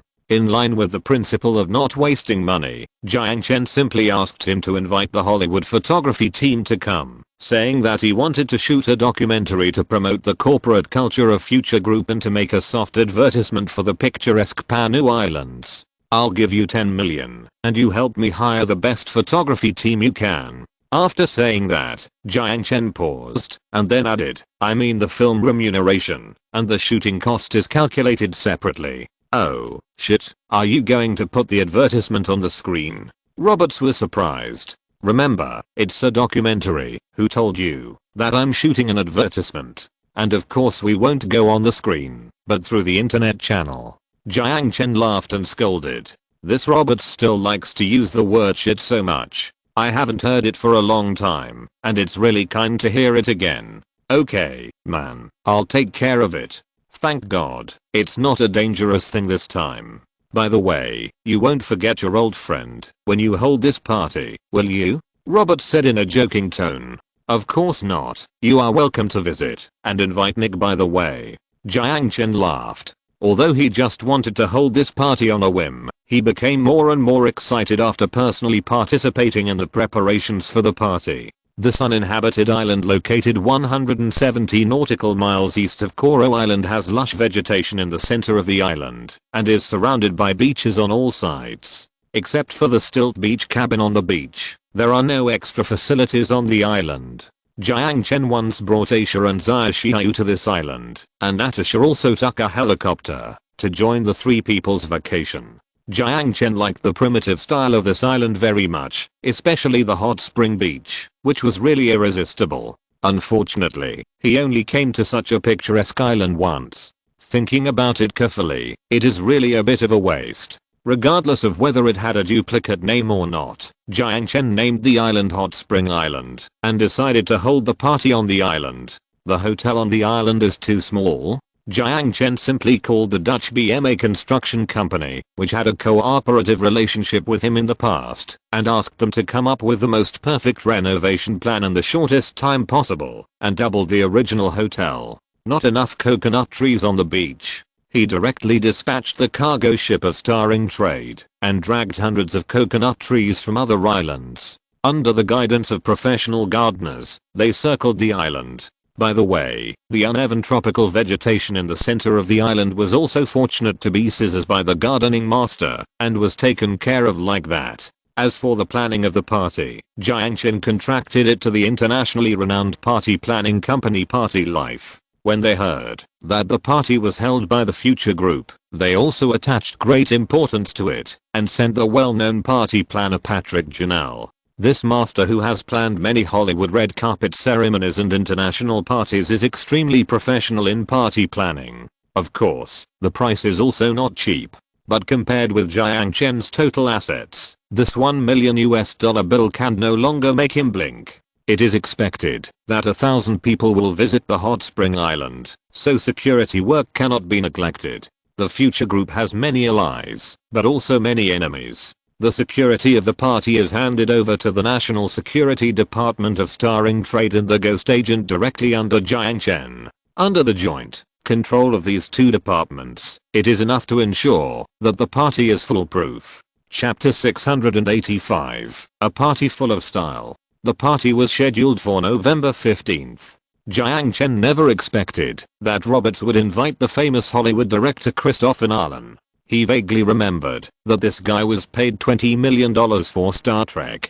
How could he be interested in this $10 million business? But Roberts quickly answered his confusion. Man, there is a difference between documentaries and movies. What's more, it's just a documentary for the party. Are you going to make a corporate culture advertisement like Star Trek? 10 million pay, production cycle of only 1 month, and no need to worry about the box office. Where can you find such a good thing? The most important thing is that you can also connect with the Future Group. After half a month of preparation, the day of the party finally arrived. In addition to the senior executives and outstanding employees of the Future Group, almost all partners who have major business dealings with the Future Group received invitations. However, the number of visitors in the end was beyond Jiang Chen's expectations. Not only did it far exceed the expectation of 1,000 guests, it even went straight to 2,000 people. Fortunately, the planner Paganel had already prepared, and he arranged 40 long tables and other decorations on the beach, and urged the chef team that supplied food and drinks to prepare 40 more long tables. Carmen Rothschild could not attend because of important matters, but he still sent representatives and brought gifts from the Rothschild family. In addition to the absent Mr. Carmen, the two most influential people at the party were Carson Lodge of the Boston Consortium and Sordiking Tsunaev. In addition to these two bigwigs, the chairman of Walmart Group, which cooperated with Future Human Biology, the president of Luca Automobile Company, a partner of Future Human Heavy Industry, Liu Yunzhong, the eldest son of the Liu family in China, Mr. Chen, a well-known real estate developer in Hong Kong, and more than 100 entrepreneurs were also invited to visit. With so many prominent figures attending, this party, which was originally a celebration of the company, has unknowingly changed its taste and has the style of an upper-class banquet. Because the invitation letter allowed a maximum of 3 relatives and friends to be brought along, in addition to the invited people, there were also many people who came uninvited by hitching a ride with their friends. Among them were internationally renowned entrepreneurs, famous Hollywood movie stars, or ladies and socialites from the upper class. All of them were aiming to climb the big tree of Future Group. Even if they couldn't climb the big tree, they could still get to know many people who might be helpful to their careers through this party. The melodious music surrounded the island, adding a touch of grace to the primitive southern scenery. Sitting in the most remote corner of the party, Jiang Chen was originally going to meet his old friend Roberts, but a lot of people came to get close to him.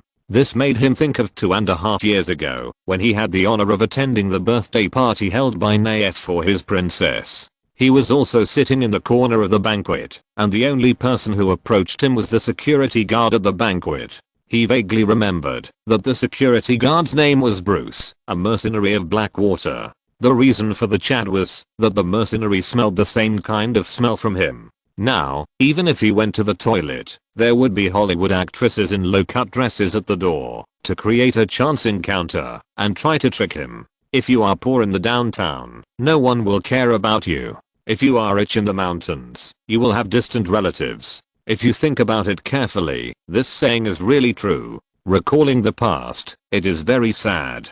A group of people were enthusiastic and surrounded Jiang Chen like stars surrounding the moon.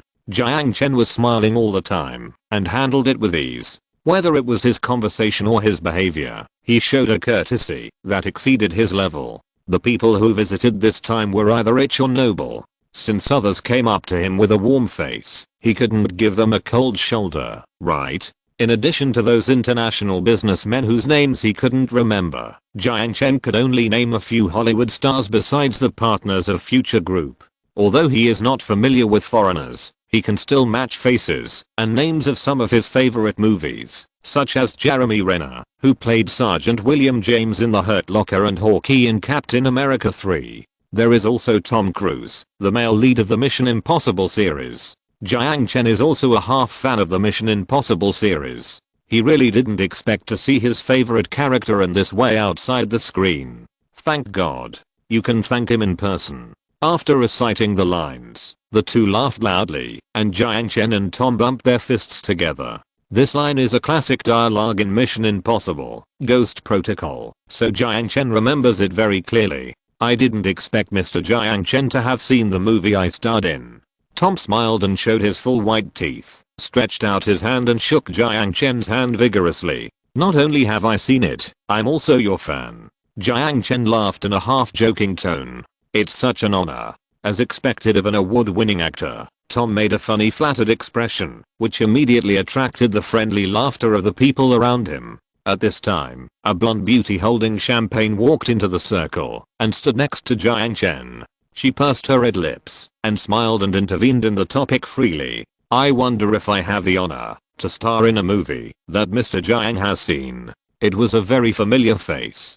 Jiang Chen only looked at her for half a second and successfully matched her appearance with the movie he had seen. Of course. I remember you are Hermione. Emma Watson. Jiang Chen, who grew up watching Harry Potter, certainly would not fail to recognize this face. Speaking of which, Miss Watson is also the product spokesperson for Future Man Biological Nutrition Mixture.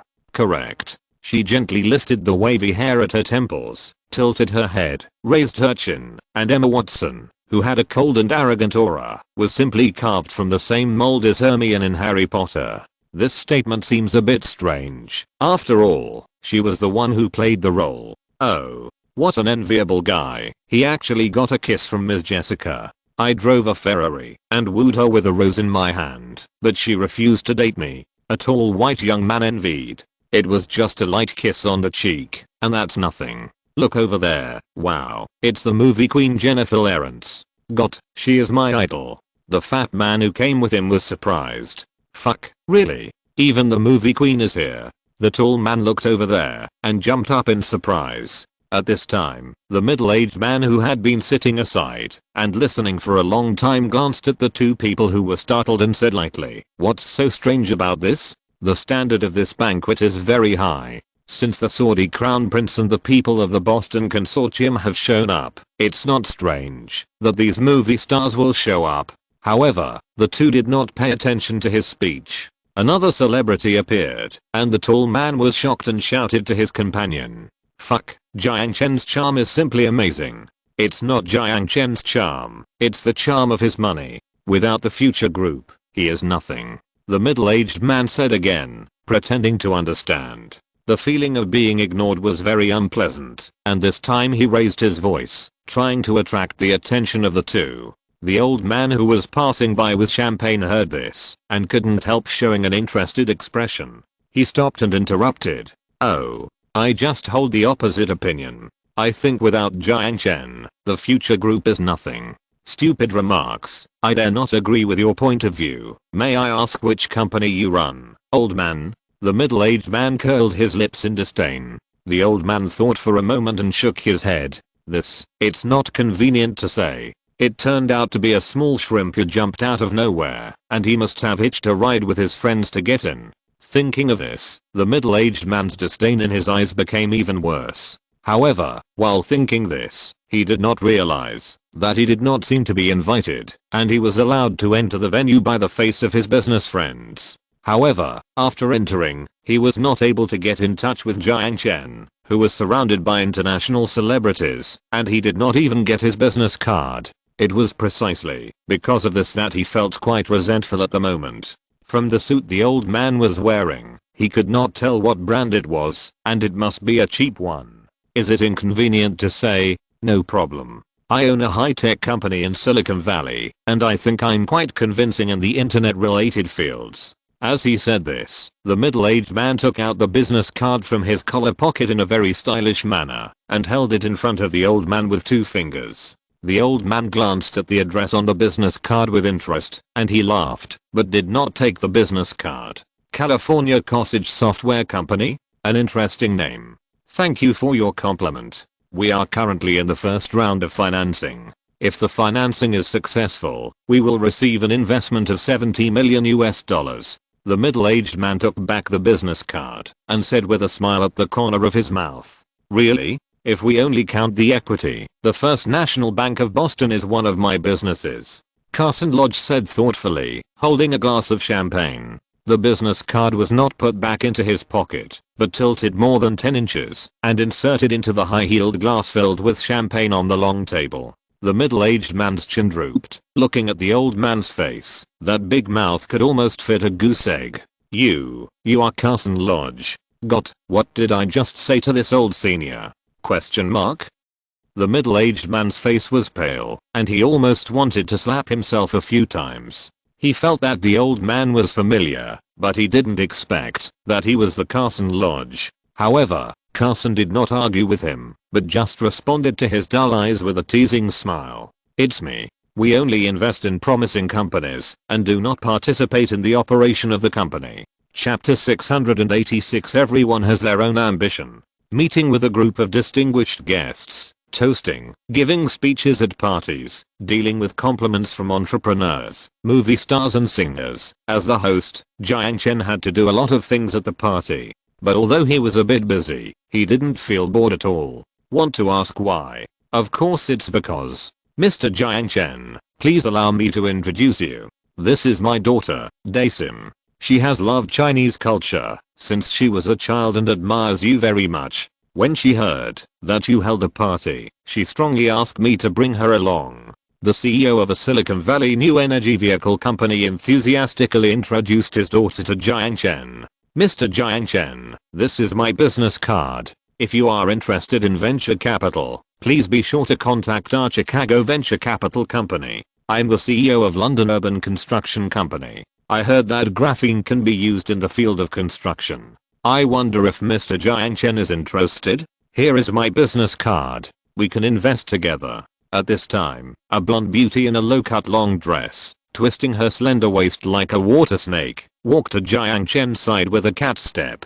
The champagne in her hand tilted slightly, and her bright red lips raised a seductive arc. You can call me Scarlet, Mr. Jiang Chen. If you have seen The Avengers, you must have heard of my name. Scarlet's appearance attracted whistles. This dream lover in the minds of countless men was dressed very eye-catching today. Especially the snow-white collar, which really made people think about it. Of course I have heard of it, Miss Johnson. Jiang Chen smiled and clinked glasses with her. This name is indeed well known. After all, she is the famous Black Widow. And don't say I have heard of your name. I have also seen your asterisk of course. Jiang Chen couldn't say this, but just thought about it evilly in his heart. You can call me Scarlet. Looking at Jiang Chen ambiguously, Scarlet smiled and took a sip of champagne. Because there were many guests, Jiang Chen didn't chat with this Hollywood star for a long time. As usual, Jiang Chen handed her his business card.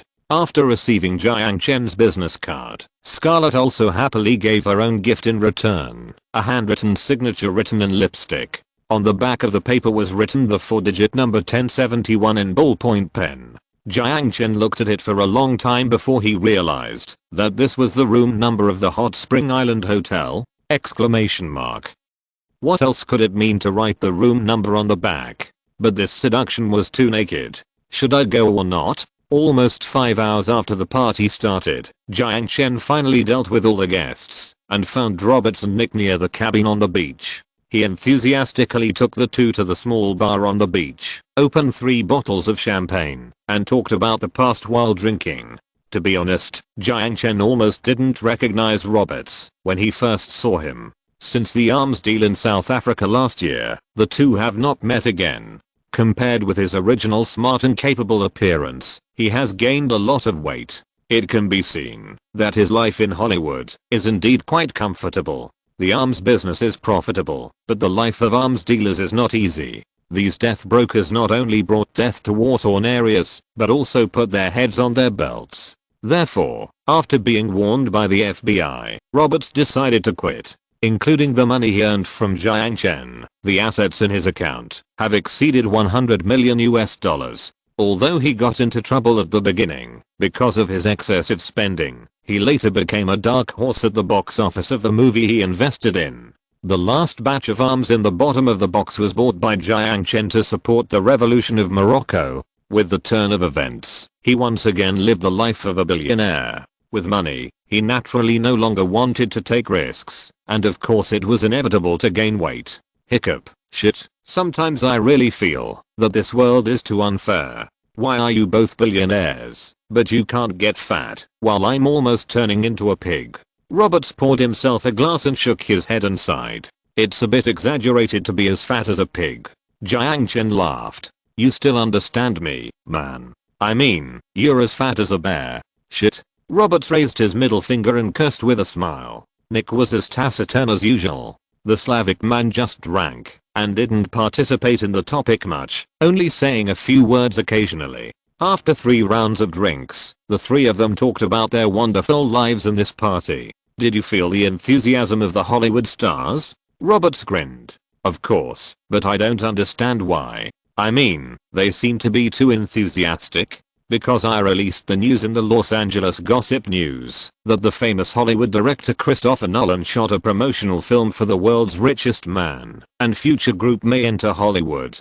Damn, no wonder so many male stars enthusiastically took photos and signed autographs, and so many female stars secretly flirted with me. It turned out that Roberts was the one who did it. This is fake news, Jiang Chen said sweetly. So far, Future Group has no plans to enter Hollywood. It's hard to say whether it will happen in the future, but at least it definitely doesn't happen now. I prefer to call it hype. Roberts showed his full white teeth, but this smile still had the flavor of a profiteer. I spent a year to figure out the ins and outs of Hollywood. As long as you make good use of media tools, even the worst movies can be hyped up to break the 100 million box office. You are simply a genius. It's a waste of talent to retire so early.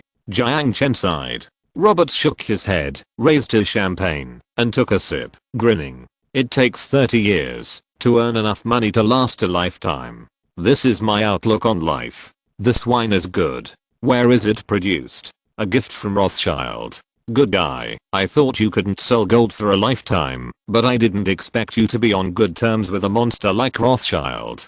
Haha, it's not a brotherhood, just an ordinary friend, and it's mainly about business. Speaking of which, are you really not going to go back to your old business? I'm going to deal in arms next, Jiang Chen said with a smile. Roberts burped and waved his hands. No more playing. I've made enough money. I don't want to suffer anymore. If I don't enjoy the money I make, will I give it to charity when I'm old? Is that so? Jiang Chen felt a little sorry, but he accepted Roberts' opinion. After all, everyone has their own ambitions. Now that you have money, enjoy your life. People only have a few decades to enjoy themselves. Investing in movies, playing with Hollywood girls, playing golf, lying on the beach, to bask in the sun. It's a waste to only work and not enjoy. You are richer than me, so you should be more fun than me. With a mouthful of alcohol, Roberts patted Jiang Chen's shoulder and said seriously. Although his expression was very serious, Jiang Chen knew it very well.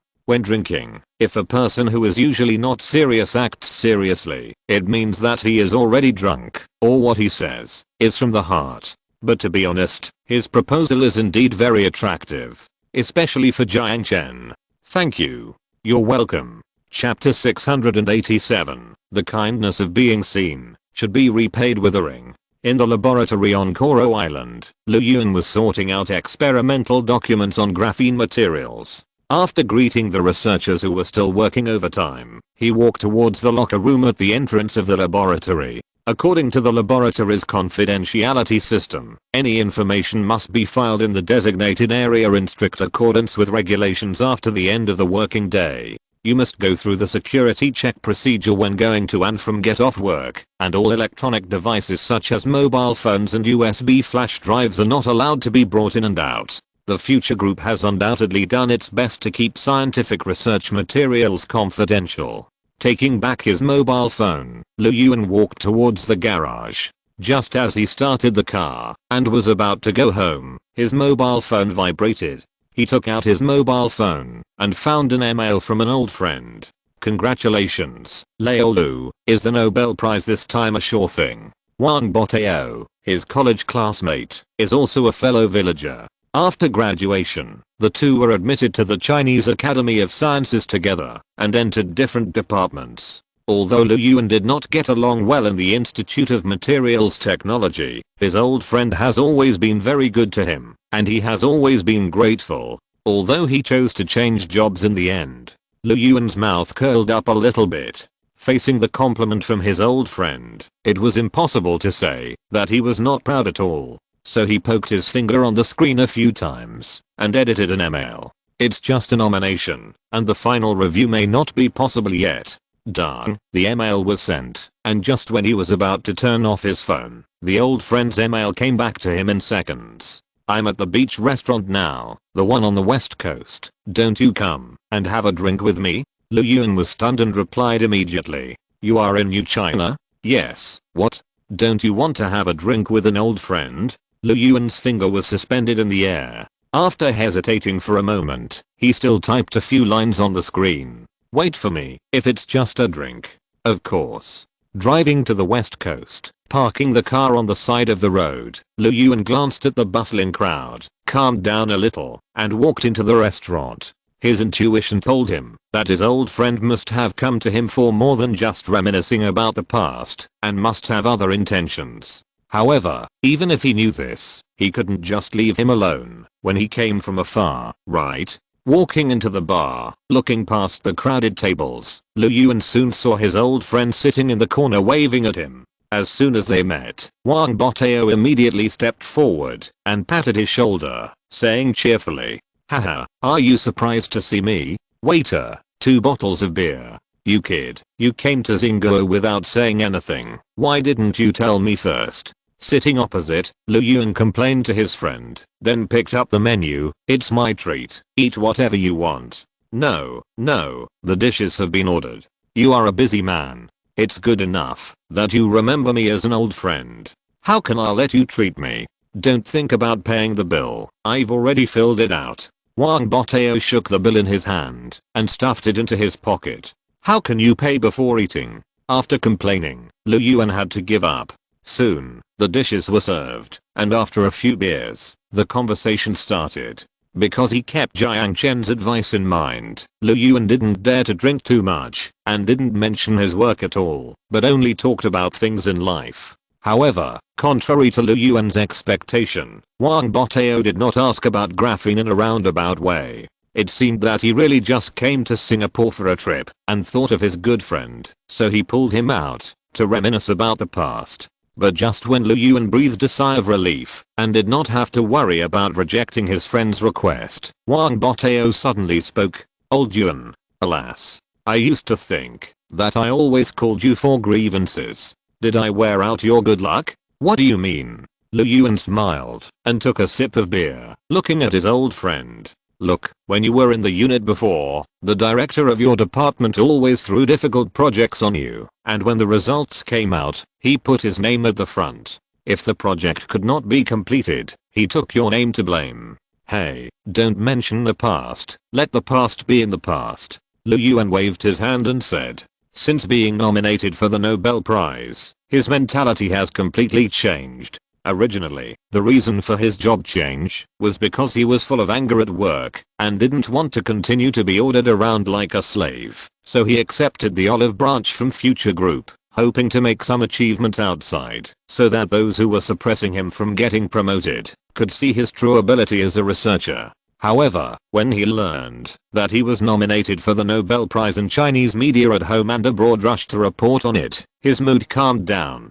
This feeling was like ascending to heaven, and everything that happened in that small circle in the past was no longer important. At this time, Wang Boteo suddenly spoke up. "Director Lee has been suspended." "Suspended? Why?" Lu Yuan was stunned. "Dereliction of duty." This unlucky guy even had his record of falsifying his graduation thesis dug up. The people from the disciplinary committee moved in directly and caught a bunch of bad apples. It was just a few days ago. Wang Boteo smiled, and that lackey who followed Director Lee all day long and boasted and chatted was also found to have abused his position to engage in improper exchange of interests with subordinate units. He is now in jail. "I remember that you two didn't get along in the past." "Really?" Lu Yuan was about to say a few words with a sigh, but when he met the smiling gaze of his old friend, his words froze in his throat. After chewing for a moment, he finally uttered another sentence. "Is it because of me?" Wang Boteo did not answer this question, but looked at him seriously. "The director position of the Institute of Materials is vacant, and the country needs you." Lu Yuan stood up and was about to leave, and Wang Boteo quickly reached out and held him. "Don't leave yet. Don't you want to listen to me? Old Wang, we are friends. I don't want you to be the lobbyist." Lu Yuan insisted on leaving, but Wang Boteo held him tightly. "Old Yuan, I admit that there are many things in the institute that are sorry for you, but please give us a chance to make up for it.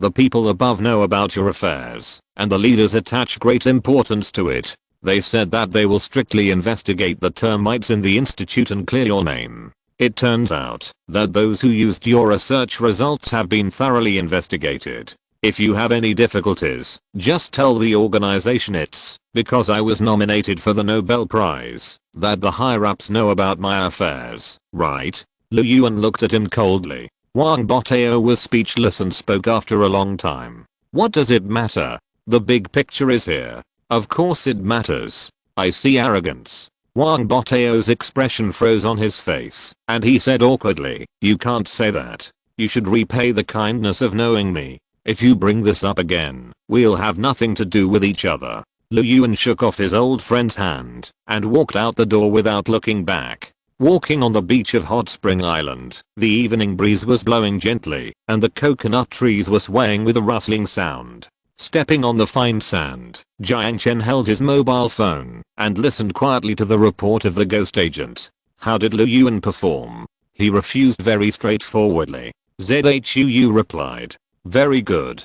Jiang Chen smiled. It seems that he was not wrong about him.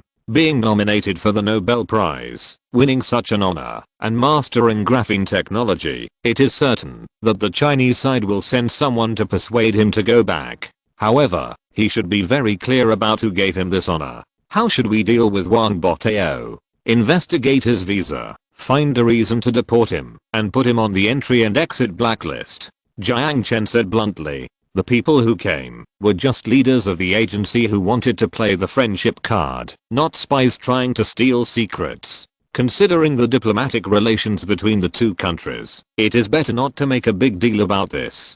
I believe that deportation is enough to warn those who intend to poach him. Yes. If you're listening to this novel on a channel other than Fanfic World, it means they downloaded and uploaded it without effort. We cordially invite you to visit our channel, Mundo Fanfic Novelos. There you'll find the original version of this story and you can explore many other novels of various genres. We're waiting for you to immerse yourself in a world of incredible novels. Chapter 688, Explosive Response.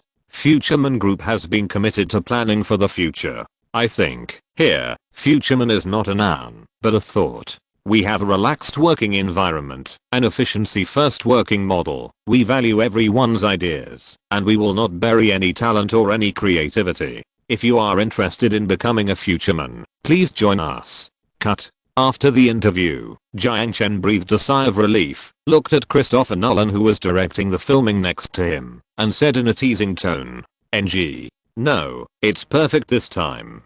Christopher gave Jiang Chen a thumbs up. Jiang Chen only appeared on camera for 5 minutes in the entire documentary, and for these 5 minutes, he spent a full hour filming repeatedly. Christopher is worthy of being a director who has won the Oscar for Best Screenplay and the Golden Globe Award. Not only does he have a wild imagination, but he is also demanding for the excellence of the films he directs. Even though Jiang Chen is the boss of the capital, he does not compromise on quality. The documentary is 70 minutes long. 20 minutes of which record the luxury of the celebration party, 40 minutes of which introduce the various departments of Future Group and their daily work content, and 10 minutes of which introduce the corporate culture and company development philosophy. It is just a documentary, but Christopher has made it look like a Hollywood blockbuster. As soon as he saw the finished film, Jiang Chen immediately felt that the $10 million was worth it. Jiang Chen also made full preparations for the promotion of this film. In addition to Future Group's own channels, he not only reached a promotion agreement with internationally renowned video websites such as YouTube Online, but also rented a screen in New York's Times Square for 2 weeks offline. Under this landmark building known as the Crossroads of the World, the documentary costing $10 million was repeatedly played, or advertisements. The effect of this promotion is also very obvious. Compared with the previous months of the same year, the number of applicants for Future Group in November increased significantly by an order of magnitude. The longer-term impact cannot be seen for the time being, but I believe that as time goes by, the name of Future Group will gradually become popular. This brand effect will not only be reflected in the career choices of job seekers, but also in the product choices of consumers. In the comments section of YouTube, someone summarized the money spent by Future Group from the filming to the promotion of this documentary and listed it in a long bill. The final figure was as high as $15 million US. Faced with such a big spend by Future Group, many netizens shouted that it was a spendthrift. It costs so much money to make a documentary, is it worth it? My goodness, the price of this single episode is estimated to break the Guinness World Record. If Jiang Chen applies for it.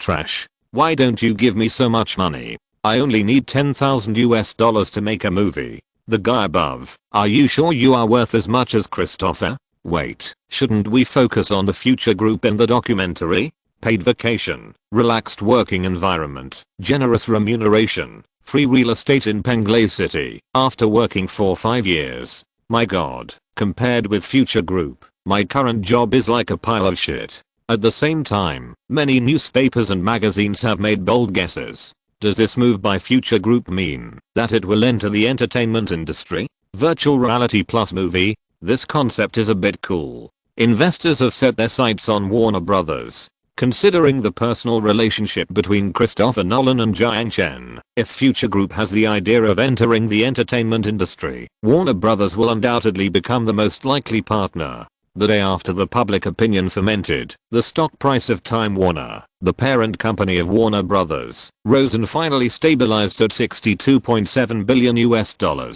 Wall Street analysts defined this phenomenon with a special term, namely the future effect. In the absence of big capital or negative intervention, any company that has related transactions with Future Group or cooperation expectations exceeding 50%, investors' enthusiasm will push up the stock price by 5 to 10 points. And this view has been recognized by Warren Buffett, the stock god. But this wise and elderly investment master also said, I don't deny that the recent news about Future Group has had an impact on the Dow Jones and Nasdaq indexes. We are in an era of rapid change, facing a rising technology giant, just like Cisco and Microsoft in the past. But I also have to warn you that irrational investment is not advisable. Is Future Group interested in the entertainment industry? Jiang Chen originally didn't, but after a conversation with Roberts, he changed his mind. Future Group has no foundation in film and television, nor experience in the entertainment industry, but it has something that all entertainment industries cannot do without. That is channels. As of the end of November, virtual helmets have 600 million users worldwide, and at a time when major companies around the world generally lack experience in VR software development, users are highly concentrated on Future Technologies products. For example, the online game God Level Continent, and another example is the VR social platform. It is a waste to master a huge channel, but not use it. Isn't Penguin pursuing a pan-entertainment strategy? Future Group can also do it, and it can do it better than them. On the 5th day after the documentary filming was completed, Jiang Chen paid Christopher $10 million in salary. Before he returned to the United States with the production team, Jiang Chen invited him to lunch in a private capacity. At lunch, Jiang Chen naturally led the topic to Hollywood. I have seen a lot of movies, but I don't know much about Hollywood itself. Can Mr. Nolan introduce it to me? Mr. Jiang Chen is interested in investing in movies? Christopher's words were obviously a little surprised. The film industry is part of our pan-entertainment strategy, and I'm also very interested in science fiction films. Jiang Chen smiled. We at Warner Brothers have high-quality scripts, actors, and director resources. If you are interested, we can cooperate in this regard. Christopher immediately promoted his company to Jiang Chen. Warner Brothers Entertainment, as one of the world's largest film and television entertainment production companies, is so powerful that it does not need investment from investors as urgently as other small producers. And Christopher, as a director who once created a $1 billion box office myth for Warner Brothers, is not very dependent on investors. Warner Brothers is interested in the promotion channels of Future Group and the amazing virtual reality system. If virtual reality can be used in special effects production, even film shooting, and theater viewing, it will undoubtedly have a subversive impact on the entire film industry. And Warner Brothers will be the first producer to use virtual reality shooting technology and leave a name in the history of film development. Thinking of this, Christopher looked at Jiang Chen with more eager eyes. Whether we can seize the opportunity of the times depends on this. Chapter 689 VR plus MOVIE. And Jiang Chen's next words did not disappoint Christopher's expectations. Of course we are interested, but we hope to have a certain degree of autonomy in the selection of scripts and actors. Well, are you planning to ask Warner Brothers to help you make another promotional film? Christopher's expression was a little embarrassed. His original intention was to hope that Future Group would provide promotion channels and filming technology, but he had no intention of making another documentary. His employer Warner Brothers would definitely not agree, unless the money offered by Future Group could make them lose all their moral integrity. You misunderstood. Jiang Chen smiled. The autonomy I'm talking about is not that we finalize the script, but that we discuss the script together. In the filming of the movie, we plan to use virtual reality technology. But after all, this is the first use of virtual reality technology in filming. How to show the shocking effect of virtual reality is of course more demanding for the script. After all, we can't use the special effects of Interstellar to shoot a rural love story, right? What is a rural love story? Christopher was stunned and didn't react, but he understood Jiang Chen's meaning from the literal meaning, so he nodded. I understand what you mean. But you can rest assured about this. We at Warner Brothers have a vast amount of high quality script resources, and it is not difficult to select a big budget science fiction film from them. Jiang Chen nodded. Of course I believe in your strength. But while you provide the script, we will also provide some scripts for reference. Of course, the biggest choice is still in your hands. After all, you are the director, and I'm optimistic about your ability. It is my honor to receive such an honor. Christopher teased. The intention of cooperation was initially reached, and the specific details of the cooperation will be discussed by Christopher's old employer Warner Brothers. After saying goodbye to him, Jiang Chen went straight to the Future Man building and found CEO Sun Jiao. As soon as they met, he asked directly, how are the technicians we trained now? As early as the second round of internal testing on the God-level continent, Future Man Technology recruited a group of programmers, artists and other professionals to enter the headquarters of Future Man Group to receive training in programming, model making and other software that are compatible with virtual reality. There are not enough programmers in the apocalypse, and the present world cannot always rely on the experts in the apocalypse. It is unrealistic to have no more than 100 programmers providing services for billions of people. Learning to fly on your own is a matter of time. Basically, they have passed the skill assessment. Currently, 31 people have entered Future Man Technology and are providing maintenance for the VR social platform. Seeing Jiang Chen walk in, Sun Jiao raised her head and answered. Very good. Draw 50 people from our talent pool to establish virtual image animation production company. Animation production? Sun Jiao asked in confusion. Are we going to compete with Disney for business? No, our competitor is Industrial Light and Magic. Jiang Chen smiled. Virtual Image's main business is VR image production, movie special effects, 3D animation, game special effects, etc. as a direct subsidiary of Future Man Group. And the first project after Virtual Image was established is to provide update services for the God-level continent. Sun Jiao nodded. The update service of the God-level continent has always been provided by that mysterious scientific research institution. It has been 2 years, and she has not seen the shadow of that mysterious institution. It is impossible to say that she is not uneasy. This uneasiness was not due to Jiang Chen, but to the company itself. Now that Future Group is in the limelight internationally, if the mysterious scientific research institution mentioned by Jiang Chen suddenly stops providing technical support to Future Group, the building will most likely face the danger of collapse. Therefore, it is not an exaggeration to say that mastering independent programming and technology research and development capabilities is a top priority for Future Group.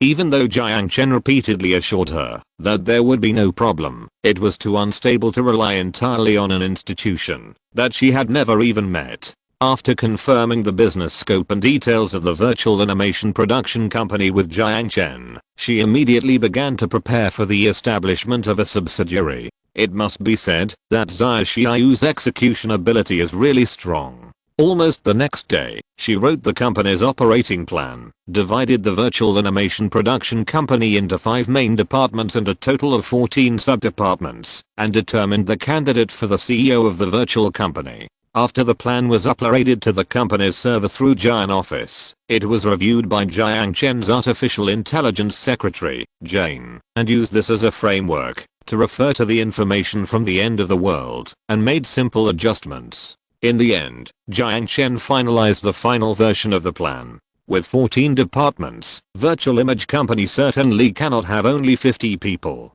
But they are all the company's technical team and the core of the entire virtual image company. As for the talents that Future Group lacks, Jiang Chen also solved the problem in the simplest and crudest way. That is to use money, poaching from Light and Magic and Pixar, and acquiring small and medium-sized CG production companies with potential. Backed by Future Group, the well-funded virtual image company has gathered a team of 300 people in a very short time. The animation production company with a registered capital of $100 million has also become a topic in the industry for a while. On the second day after Virtual Image Company was established, representatives of Warner Bros. Entertainment arrived in Koro Island and started cooperation negotiations with Future Technology. This move naturally could not be hidden from those Hollywood reporters. The news that Warner Bros. Joined hands with Futureman Technology was immediately published on The Hollywood Reporter, California News and other print media, and dominated the headlines of the two major panels of entertainment and news. Later, the information published by Warner Bros. On its official website also confirmed the authenticity of this rumor. The film is expected to introduce VR shooting technology for the first time, directed by the famous director Christopher Nolan. People have speculated on what kind of shocking masterpiece the powerful combination of technology giants and film and television giants will bring to fans all over the world. In the movie discussion area of a forum, a science fiction fan posted a post and shouted, "No need to guess, it must be a science fiction film." With Christopher's ability, combined with the technology of Futureman Technology, it would be a waste not to use it to make a science fiction film. However, fans of action blockbusters do not buy it. That's not necessarily true. After all, science fiction films are a niche in Hollywood. Have you forgotten the box office of Interstellar in North America? Maybe Nolan's old company will let him shoot the DC series, such as Batman Begins X. It feels great to think about it. Okay, I admit that VR is very suitable for shooting action blockbusters, but wouldn't it be more exciting to shoot it as a fantasy film? I have seen the god-level Continent movies shot by players themselves, and the effect is simply amazing. The above. Are you sure you didn't spell the word Christopher Nolan as Peter Jackson? Director of the Lord of the Rings series. Just when movie fans were arguing about director Nolan's new work, a message pushed through Futureman 1.0 ended all the arguments. Futureman Technology joins hands with Warner Bros. To create the world's top science fiction masterpiece, and openly solicits articles from all over the world. The type of the film is confirmed. It's science fiction. Chapter 690. Thank you for supporting me to the end. On San Francisco's College Road, the streets are mostly filled with young faces. On this sunny weekend, even the top students who spend the whole day in the laboratory and library will choose to relax and walk on the street with friends. In the cafe on the corner, a young man dressed as a waiter carried a plate and walked through the corridor next to the coffee table. Under the black hair was a clean and handsome face. The black eyes looked a little deep that didn't match his age, and tired in stark contrast to the sunlight outside the window. Soon, he met a pair of green eyes. "Do you have to go?" Bathed in the sunlight passing over the window eyebrows, the golden hair was so dazzling.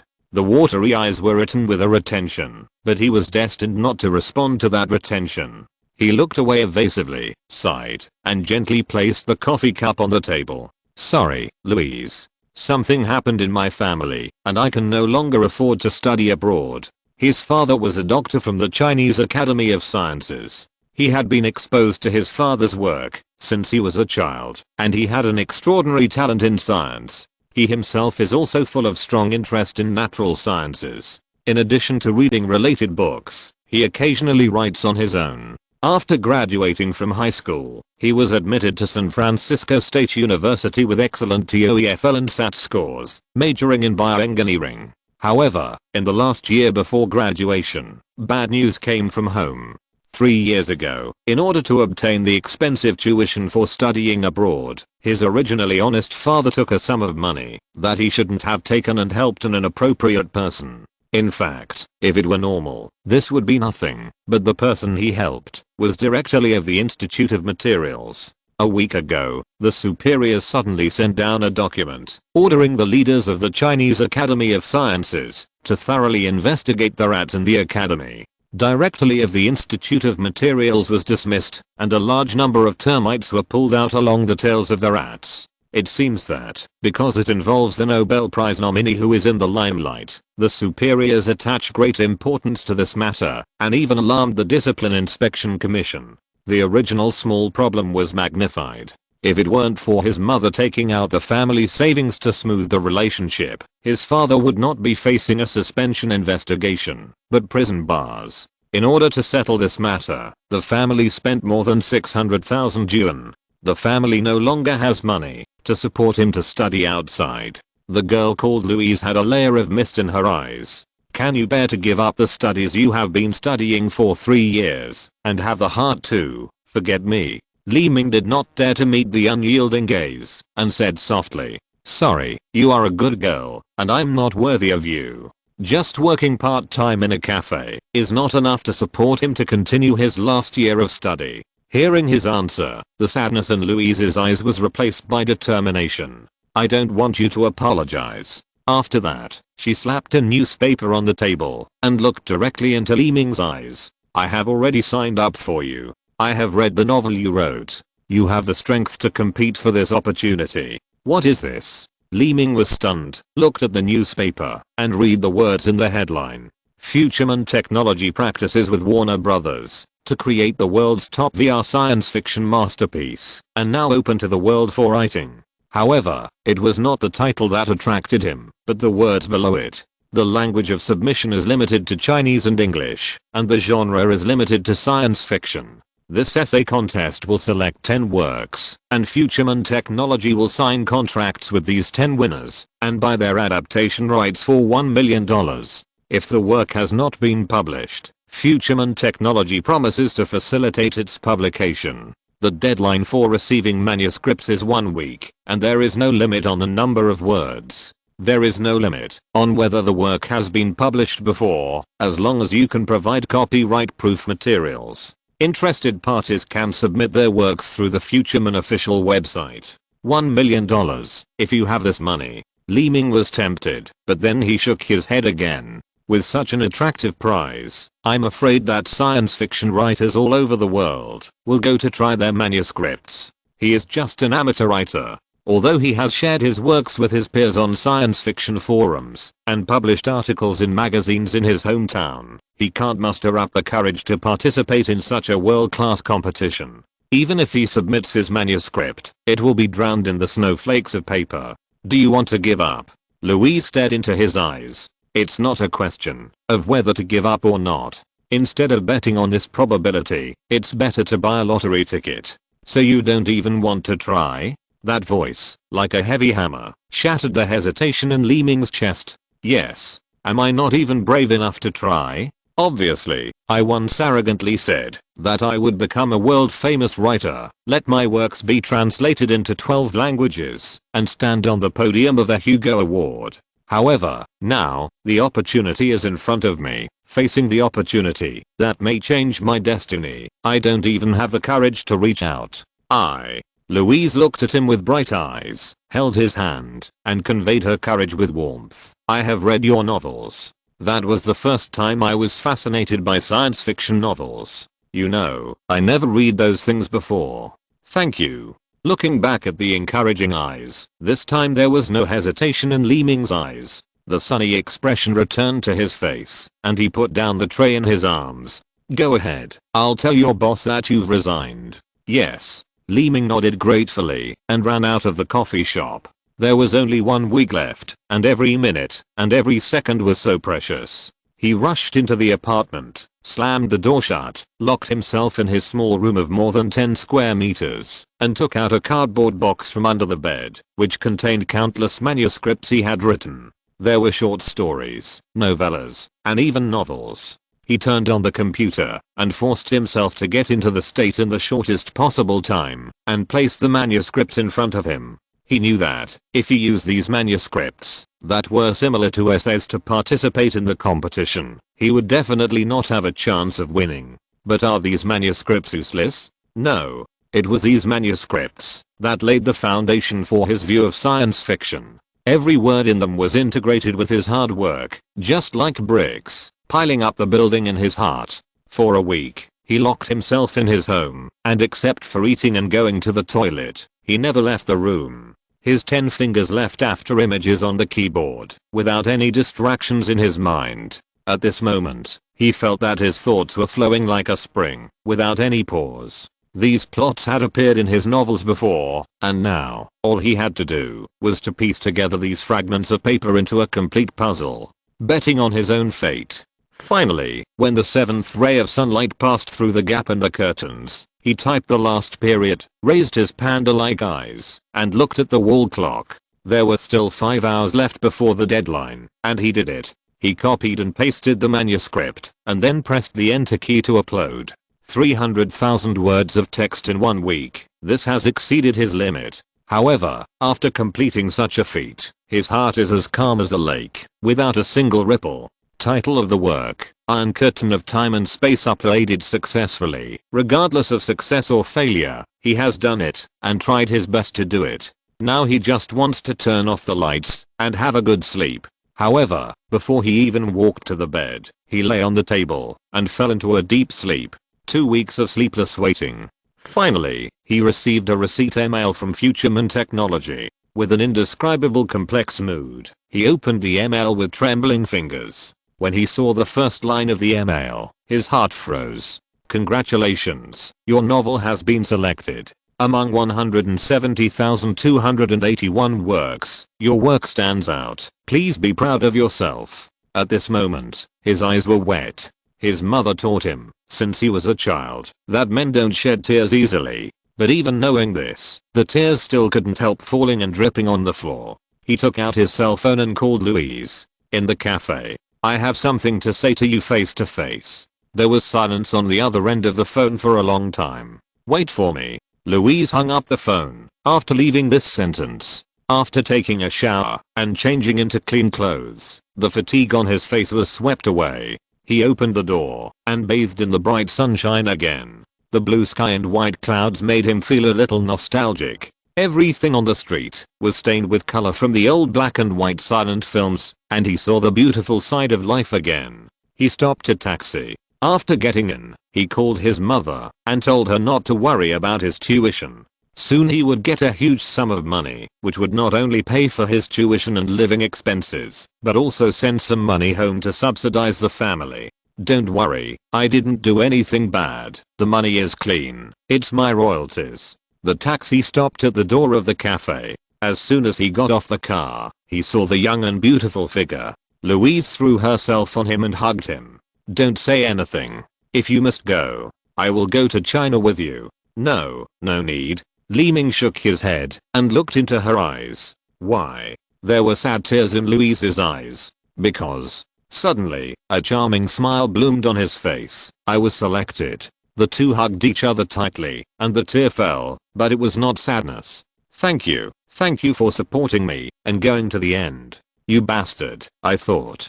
Crying, Louise punched him hard. Let the raindrops and small fists like raindrops hit his chest. Li Ming's face was also covered with tears, but his expression was still smiling. Future Technology hopes that I can go to Koro Island to sign the contract and attend the award ceremony. They promise to reimburse us for 2 plane tickets. Louise, are you willing to go with me? I do. Chapter 691, Iron Curtain of Time and Space. I have to cite the appeal of future man technology. In 1 week, a total of 170,281 manuscripts were received, which is almost equivalent to the classified library volume of some novel websites. Of course, this may not be the appeal of future man technology, but the credit of the $1 million prize. With such a terrifying amount of text, it is absolutely impossible to complete manual review within 2 weeks. At this time, Jiang Chen's secretary can only take action. For Jane, there is no essential difference between 170,281 and 1.7281. Based on the computing power of quantum computers, it only takes a moment for her to scan and read these tens of billions of words of text. The only trouble is that she is only an intermediate artificial intelligence. Although she can think, she does not have human emotions. Without emotions, she naturally cannot understand the beauty of words. It is impossible for her to give these works a score. All she can do is to filter these works like a filter according to the settings given by Jiang Chen. Works with less than 100,000 words are passed. It is too difficult to adapt short stories, and the content is not enough to support a nearly 3-hour film. Works with more than 1 million words were also passed.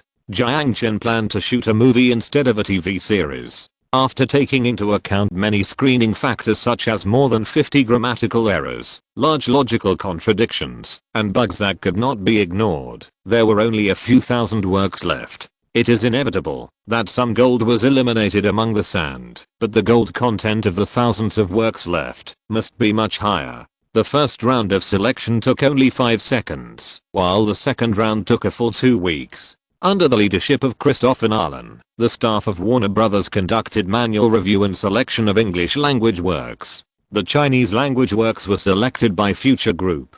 In order to ensure fair and open selection, Warner Bros. Also invited the World Science Fiction Association, the organizer of the Hugo Awards, to participate in the selection process. Of course, the opinions of the Hugo Award judges are only for reference and do not directly affect the results of the work selection. After 2 weeks of selection, finally, under the attention of the public, Futureman Technology and Warner Bros. Jointly announced the list of winners on their official website.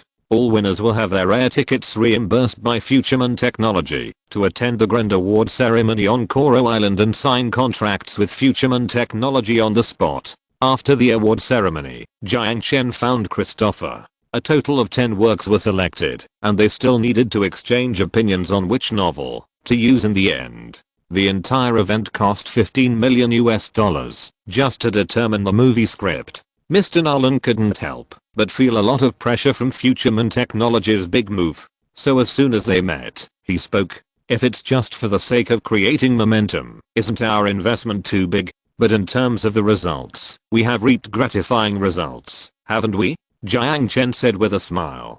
Christopher made a helpless expression. The only thing I can't object to is this. Among all the submissions received by Futureman Technology, there are both the works of some emerging writers and some novels that have been popular for a long time and have been highly sought after for adaptation. Obviously, it's not just the fans of science fiction movies. The authors in the science fiction world are also very enthusiastic about this open call for submissions. The discussion started from the top of the list, and Jiang Chen chose to exchange opinions with Christopher one by one. How about Ian M. Banks' Civilization? The most famous space opera style science fiction novel in the 1980s. It's too difficult to adapt a series of novels.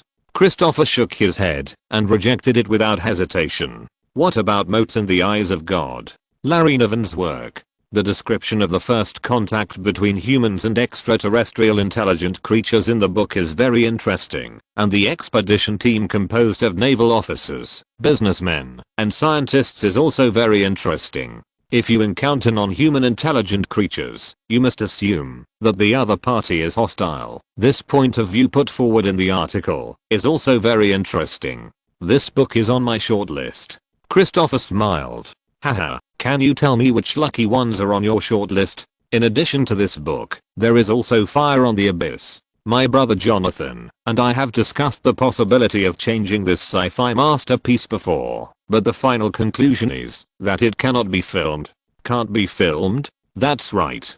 Because the scale of the universe in the book is too large. 3 worlds, countless races. Even if we invite light and magic industries, it is difficult to restore the essence of this work. As he said, Christopher looked at Jiang Chen and asked with some expectation, can the VR image production technology of Virtual Image Company do it? Hearing Christopher's question, Jiang Chen's mouth twitched. Theoretically, there is no problem, but 3 worlds. This production cycle may be quite long. Christopher also found that his proposal was a bit difficult and couldn't help but sighed. That's a pity. But just as he looked down the list, he found an unfamiliar name. Iron Curtain of Time and Space. What is this? Oh, this. I was just about to recommend this book to you.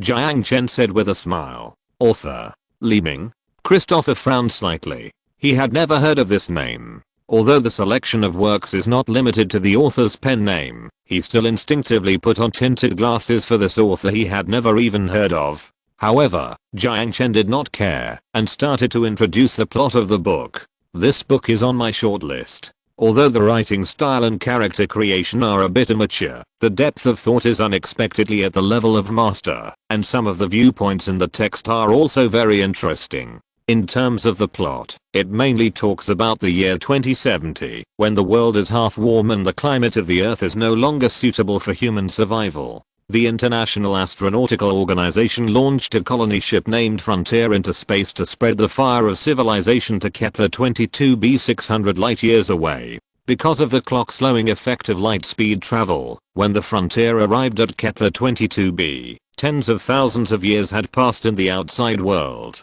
And when they set foot on this strange land, they discovered aliens and the remains of Earth civilization on this planet. Various evidence shows that sometime after 2070, the International Astronautical Organization launched a second colony ship. I just don't know why. They were ahead in the scale of time, and now they have disappeared. Whether the alien civilization on this planet is still in its infancy, whether it is the indigenous creatures enlightened by the remains of Earth civilization, or the compatriots from Earth civilization itself, all this is unknown. What is more interesting is the story behind. The conflict and suspense are designed very well. I'd better not spoil it. You'd better go and read it yourself. Just listening to your retelling, this book is indeed interesting. But how did you choose this one from so many works? Christopher said sweetly. I didn't choose it, but my secretary recommended it to me. Jiang Chen replied. This is also the most confusing part for Jiang Chen. Jane, who has no concept of emotion, aesthetics, etc. Based on what logic did she recommend this work to him? Jiang Chen once asked Jane, but Jane herself could not answer this question. She just used a very vague and humane statement to respond to the owner's question because it's very interesting. Although the subject matter is eye-catching, it is not that outstanding. The idea of the concept of time is not a new concept in the science fiction world. Although it has been elevated to the level of civilization, this alone cannot add too many points to him. After reading this work, Jiang Chen had to admit that Jane did not lie to him. This work is indeed very interesting. It's too early to draw a conclusion now. I'll go back and take a look at this book. I'll give you an answer tomorrow. Christopher stood up and looked at Jiang Chen. I look forward to your good news. Jiang Chen smiled. Christopher raised his eyebrows and teased. I've always been very picky about scripts. Believe me, you'll like it. Chapter 692 Unexpected Visitor. 3 days later, Christopher gave Jiang Chen a reply. It's decided. Jonathan and I both think this novel is very good, and he has already started to adapt the script. It's incredible that an unknown author can write such an attractive work. Jonathan is Christopher's younger brother, and also a well-known Hollywood screenwriter. Memento Mori, directed by Christopher, is adapted from Jonathan's short story Memento Mori. In 2002, Jonathan was nominated for the Best Original Screenplay at the 74th Academy Awards for this film. His adapted scripts and his brother's films have one thing in common. That is, they are dark enough. As dark as they can be. Whether it is Batman, The Dark Knight or Interstellar, the dark meaning is so strong, and it is precisely the strong sense of ideological impact that always makes the audience unable to stop. Although it was surprising that Christopher's attitude towards Iron Curtain of Time and Space was so different before and after, Jiang Chen did not ask much. This Iron Curtain of Time and Space was originally on his shortlist, and he was quite satisfied with the author's Chinese identity. At the same time, Virtual Image Company also began to produce VR scenes such as Kepler 22b, Frontier, and Alien Races. At that time, all the filming of the film will be carried out in a VR environment, instead of the actors imagining the surrounding environment, dancing and performing their acting skills against the green wall, and then filling the background in the later stage. The music is responsible for Hans Zimmer, a master who has composed music for well-known masterpieces such as Inception and Pirates of the Caribbean. This is the 6th time he has worked with Christopher. Except for the cast, that has not yet been determined. The screenwriter, director, and music are all the original team of Interstellar. According to the contract signed by Warner Bros. And Futureman Technology, this film will be jointly funded by both parties. It is expected that the script adaptation will be completed in mid-December, and the filming of the movie will begin after Christmas. Facing reporters and enthusiastic fans, Christopher announced in front of the camera, "You may not have heard of the novel Iron Curtain of Time, but it doesn't matter. You must have heard of my name and my brother's name. Believe me, I won't let you down. I'm not in a position to disclose the details of the filming, but I can tell you one thing. Virtual Image Company will create a world for our movie." The cheers at the scene have fully demonstrated people's enthusiasm. Jiang Chen himself is also full of expectations for this blockbuster co-invested with Warner Brothers. It has been proved that entertainment news will always have a larger market than serious news. Until before Christmas, the internet was hotly discussing which movie stars would star in Iron Curtain of Time and Space, directed by Christopher. So much so that the big news that future man-heavy industry launched the world's first graphene supercomputing chip, which outperformed internationally renowned chip manufacturers such as Intel and Qualcomm, was actually coldly received by public opinion. Perhaps it is because the media and the public have long been accustomed to the black technology of Future Man Group. For them who are leading in the field of graphene, it is no surprise that they are leading in graphene chips again. In this way, it was quietly put into production and quietly rolled off the production line. The first batch of 100,000 supercomputer chips were loaded onto the ship of China Ocean Shipping Company and shipped to the port of Guangzhou City. It was not until then that the Western media reacted. The US supercomputer embargo on China was quietly broken. This made Intel very angry. When the US Department of Commerce announced the embargo, Kozaki expressed doubts, believing that such an embargo was meaningless. A unilateral embargo would only force China to independently develop supercomputer chips and cause Intel to lose orders from the China Supercomputing Center. And his concerns became a reality. The Dragoon X1 supercomputer chip not only broke the US supercomputer embargo on China, but also ended China's long-term dependence on US supercomputer chips. At the same time, the LIX architecture, provided by future human heavy industry to Loongson Zhang Technology Co. Limited, will also completely change the bitpolar pattern of the processor market dominated by x86 and ARM architectures. In addition, according to rumors, after the Guangzhou Supercomputing Center announced the computing efficiency of the Xi'an 2 after the upgraded core, the Dragoon X1 immediately attracted the attention of the Swiss side. At present, Future Heavy Industry is negotiating with the Swiss National Supercomputing Center, CSCS, to provide orders for its construction of the fastest supercomputing center in Europe. Good guy, this Future Heavy Industry has begun to seize Intel's market share in Europe. Kozaki, who just got the patent license for graphene technology, felt strongly uneasy. If Intel does not work harder, it is likely to face the same fate as Kodak.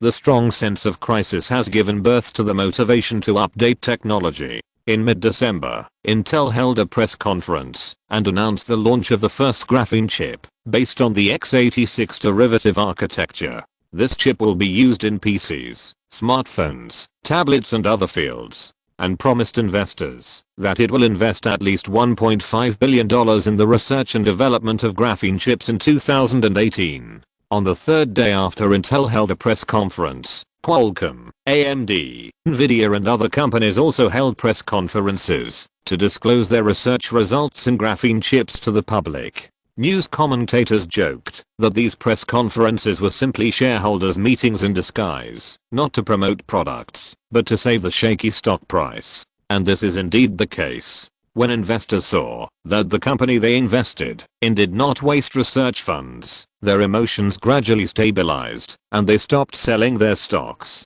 Future Heavy Industry did not make any new moves. Investment expectations heated up, and the rising stock price finally made several semiconductor chip manufacturers breathe a sigh of relief. Thank God, at least we can have a happy Christmas. Christmas is coming, and the atmosphere of the festival is overflowing on Koro Island.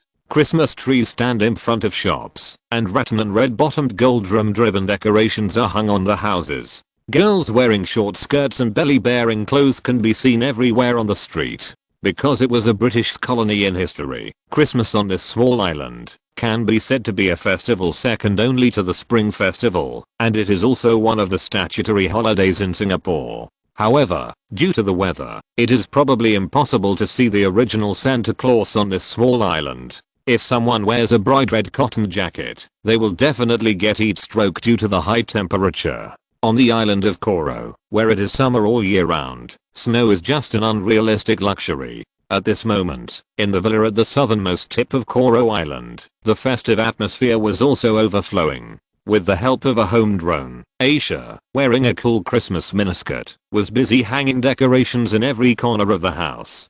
Perhaps compared to the festival itself, she enjoyed the fun of dressing up the house more. And watching her change into a Christmas miniskirt and a belly-bearing outfit was Jiang Chen's pleasure. No, can you wait until I finish cleaning the house? Aisha blushed and buried her face in the soft needles of the Christmas tree, biting her thin lips and begging for mercy in a low voice, holding the ladder with her hands. However, she obviously did not realize that her gentle voice did not sound like begging for mercy at all. At least not in Jiang Chen's eyes. I'll help you clean up later. Woo. After placing the decorations on the tray at the top of the ladder, Aisha closed her talking eyes, and her long eyelashes trembled with her rising and falling heartbeat. Seeing the sheep-like expression, Jiang Chen couldn't help but move his index finger and stretched out his hand with a wicked smile. But just when he was about to take the next step, ding dong, the doorbell rang in the living room, and someone pressed the doorbell at the gate of the courtyard.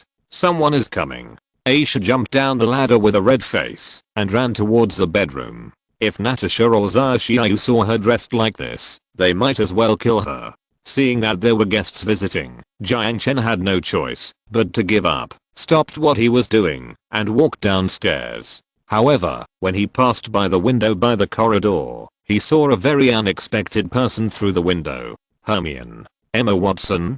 Chapter 693 Emma's Request. Emma Watson deliberately puts light makeup on her face. She wears a plain white dress and fashionable leggings and beach sandals. She is dignified, but has a bit of the sharpness of a queen. With a touch of red lips, she is playful and charming. However, when she pressed the doorbell, her expression was not as calm as Hermione's. Instead, she was a little unnaturally nervous. Yes, people always associate her with Hermione. If she starred in a movie, most people would never say look, that's a movie starring Emma Watson, but would say look, the heroine is Hermione. Emma became famous at a young age, but like other Harry Potter teenagers, she didn't have any outstanding performance after leaving this series. For her, this life is destined to be tied to the role of Hermione Granger. When she was 10 years old, she defeated thousands of girls of the same age and won the role of Hermione.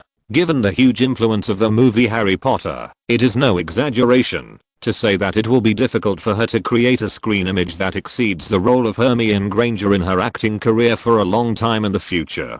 For an actor, this weakness is fatal. However, the cooperation between Future Group and Warner Brothers has given her hope. Now the outside world is hotly discussing which lucky people will be named in the cast of this film, which is shot for the first time using VR technology. There are many actors under Warner Brothers, and everyone wants to get the opportunity to perform this time. And Emma can only be regarded as one of them at most. Although she has a good reputation, she has never won an Oscar, and cannot be called a Hollywood first-line movie star for the time being. It is very difficult to compete with her peers for this film. But she is not without a chance of winning. Considering her cooperative relationship with Future Biological in the endorsement of nutritional mixtures, if Future Group makes a request, Warner Brothers will definitely seriously consider the idea of partners. Although it is definitely not her turn to be the male and female protagonists in such a big budget movie with an investment of nearly $100 million, she still has the strength to compete for supporting roles. Yesterday, her agent talked to her, hoping that she could get this opportunity. Her agent even hinted that she should take the initiative to talk to Jiang Chen about this matter. This is crazy. For her who has a strong self-esteem, this is a request that she can't accept at all. She has always tried to package herself as a spokesperson for feminism and run around for politically correct causes. Just as she was thinking about it, the screen at the door lit up. "Excuse me, what can I do for you?" Jiang Chen asked with a pleasant face. Taking a deep breath, she adjusted her mood and smiled at Jiang Chen on the screen. "Why don't you invite me in first?" Jiang Chen made a surprised expression and smiled friendly. I neglected it. With a click, the iron gate opened. Looking at the opened iron gate, Emma took a deep breath again and walked into the yard with her bag. Walking through the marble path, Emma was about to knock on the door, but the door opened by itself. The one who opened the door was a beautiful girl. She had slightly curly brown hair and a pair of sapphire eyes. Hello, I'm Emma Watson. Aisha, the girl blinked, introduced herself, and turned to make way. Please follow me. The host is waiting for you in the living room. Although she had seen Jiang Chen at the party and knew his easygoing personality, she still felt a little nervous sitting on the sofa opposite him. The girl named Aisha poured her a cup of black tea. After saying thank you, she took a sip and looked at Jiang Chen. However, when she met Jiang Chen's eyes, the words she had prepared were temporarily forgotten. Is the black tea delicious? Jiang Chen smiled and said, resolving her embarrassment. Emma nodded quickly and said, very delicious. I think Miss Emma came to me not to have afternoon tea with me. Is there anything I can do for you? Her hands were tightly clasped together, and her thumbs were entangled on her knees. Finally making up her mind, Emma looked at Jiang Chen with her confident eyes, and made her request. I hope to be able to participate in Iron Curtain of Time. Jiang Chen looked at her with some doubts and spread his hands and said, Virtual Image Company under Future Group is only responsible for providing technical support and is not involved in the filming of Iron Curtain of Time. If I remember correctly, the audition should be in Los Angeles. I have participated in the audition a few days ago. Oh, what's the result? Jiang Chen asked. No news yet. Emma said a little embarrassed. Jiang Chen did not answer her request, but asked a seemingly irrelevant question with interest. Have you read the book? Yes. Emma nodded. Future Technology has bought the copyright of Iron Curtain of Time from Liming. You can download the ebook on the official website of Future Technology or read it online. Then which role in the book, do you think, is more suitable for you? Jiang Chen asked with a smile. I auditioned for the role of vice captain, but there are many people competing for this role. I'm worried that I will be rejected.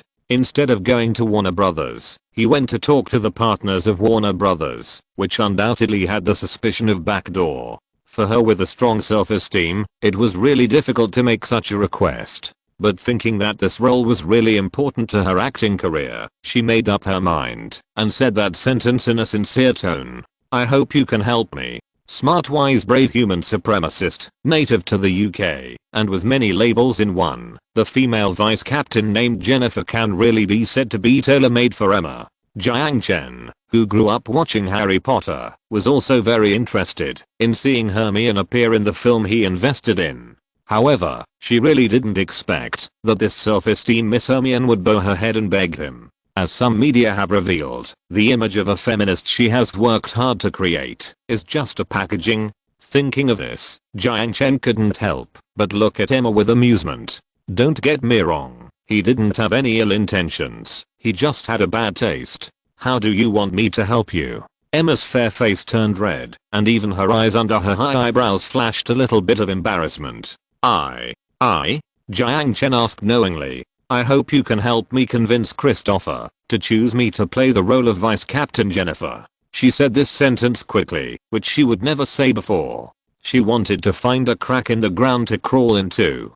Jiang Chen looked at Emma with a smile. What about other actors who are fair competition for this role? I heard Christopher say last time that Kristen Stewart, who played Bella in Twilight, also auditioned for this role. There is rarely fair competition in Hollywood auditions, unless it is a supporting role. Emma whispered. It can be seen that she is not very good at asking for help. Oh, so Miss Emma hopes to get a backdoor from me? Emma's fair face was red and almost bleeding, and her red lips were a little blue from biting. I can help you, Jiang Chen said. Huh. Emma was stunned. She thought Jiang Chen would come up with some outrageous reasons, and she was even ready to turn around and leave. However, Jiang Chen's words were beyond her expectations. Without any additional conditions, he agreed to help her. Seeing the stunned expression on Emma's face, Jiang Chen smiled and asked, do you have any questions? No. Emma shook her head like a rattle. After a pause, she added in a low voice, thank you. You're welcome. Jiang Chen smiled. After all, you have signed a long-term endorsement contract with Future Biology. Your increased influence will also be good for us. And I'm also looking forward to your performance. The anxiety and nervousness were swept away, and the confident smile returned to Emma's face. I won't let you down. From the time she rang the doorbell to now, this was the first time that Jiang Chen saw the shadow of Hermione in her. After Emma left, seeing Aisha looking at him curiously, Jiang Chen smiled and stretched out his hand to rub her hair. What are you thinking about? It's a bit strange. Aisha tilted her head and obediently enjoyed Jiang Chen's touch. Strange? You didn't ask her for anything else. Am I that kind of person? Jiang Chen glared at Aisha fiercely and said dissatisfiedly. Are you kidding? Am I such a beast? Okay, I admit that this proposal is indeed very tempting. At this moment, Emma, who was standing at the door of the villa, looked back and muttered softly, "Strange guy." Shaking her head vigorously, she stopped a taxi and disappeared at the end of the street. Chapter 694 Dr. Amos's New Discovery. Emma's request made Jiang Chen realize the problem of movie casting. Thinking that it would not make any difference to insert one person or two people, Jiang Chen also reported Liu Yao's name when he called Christopher. There is no problem with Miss Watson.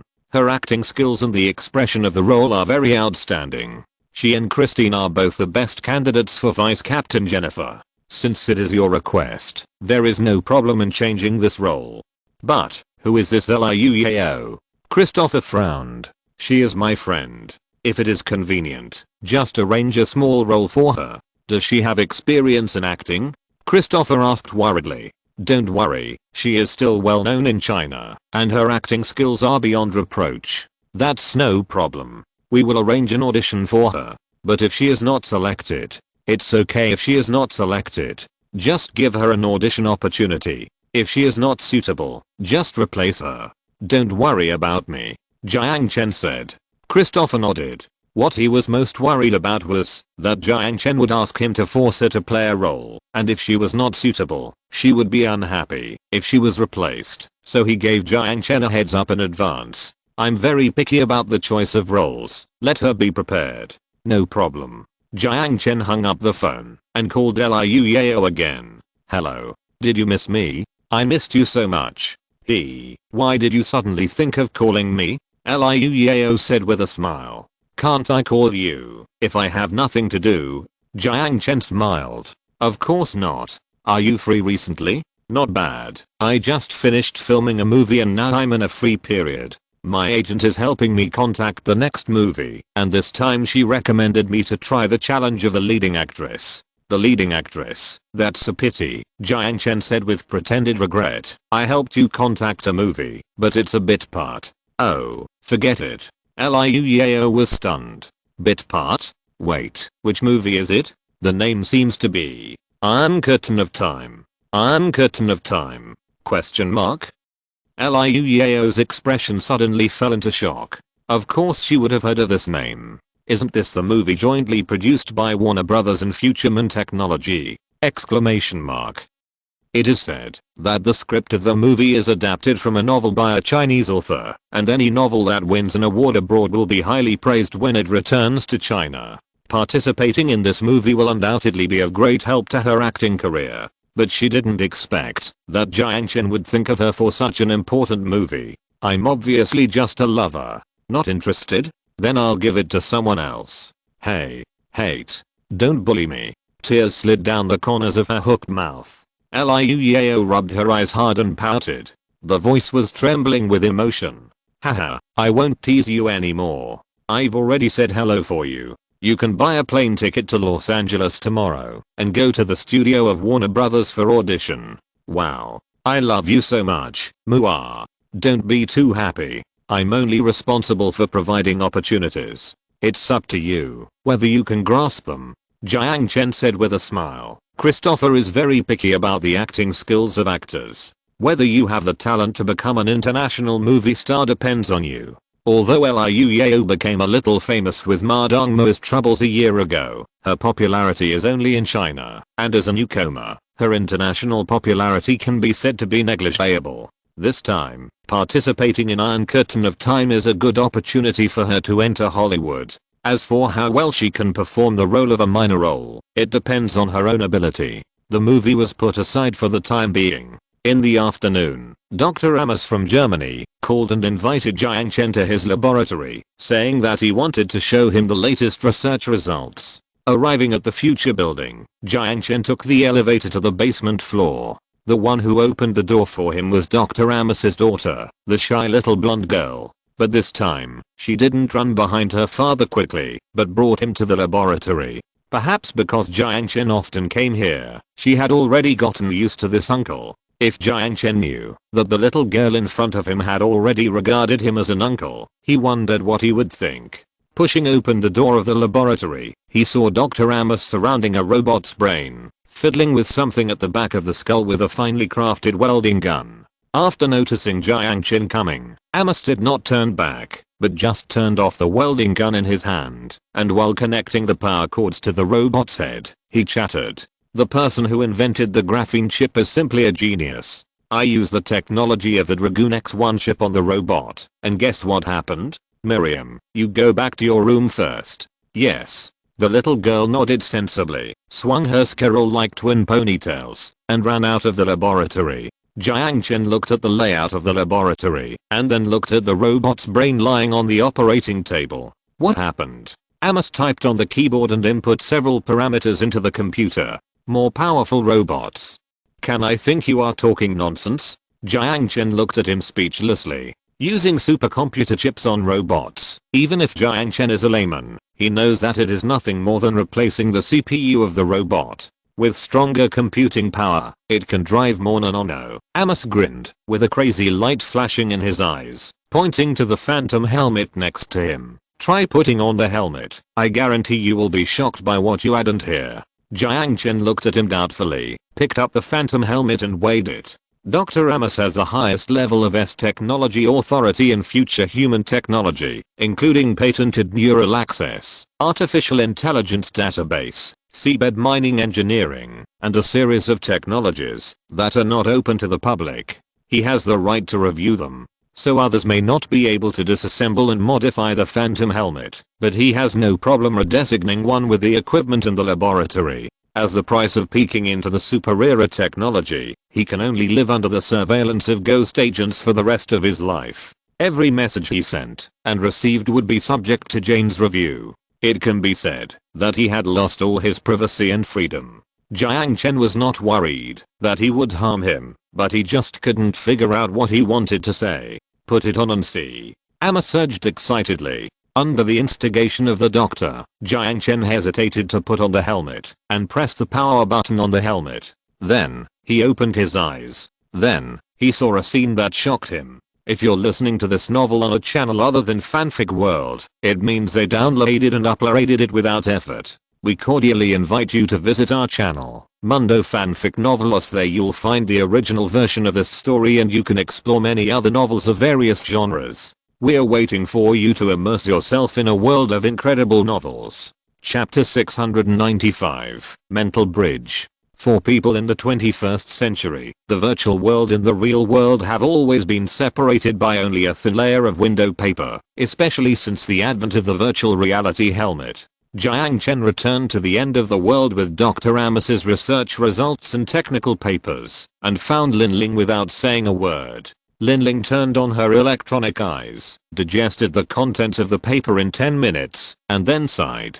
It seems that, no matter what era, there will be no lack of genius. What do you think of this paper and this technology? Jiang Chen asked. It's perfect. Even Linling, who has always been sharp-tongued, admitted this at this moment. As for what happened after putting on the helmet, let's turn the time back 2 hours ago. Jiang Chen opened his eyes. No, to be precise, it was the robot head that was previously on the operating table that opened its eyes.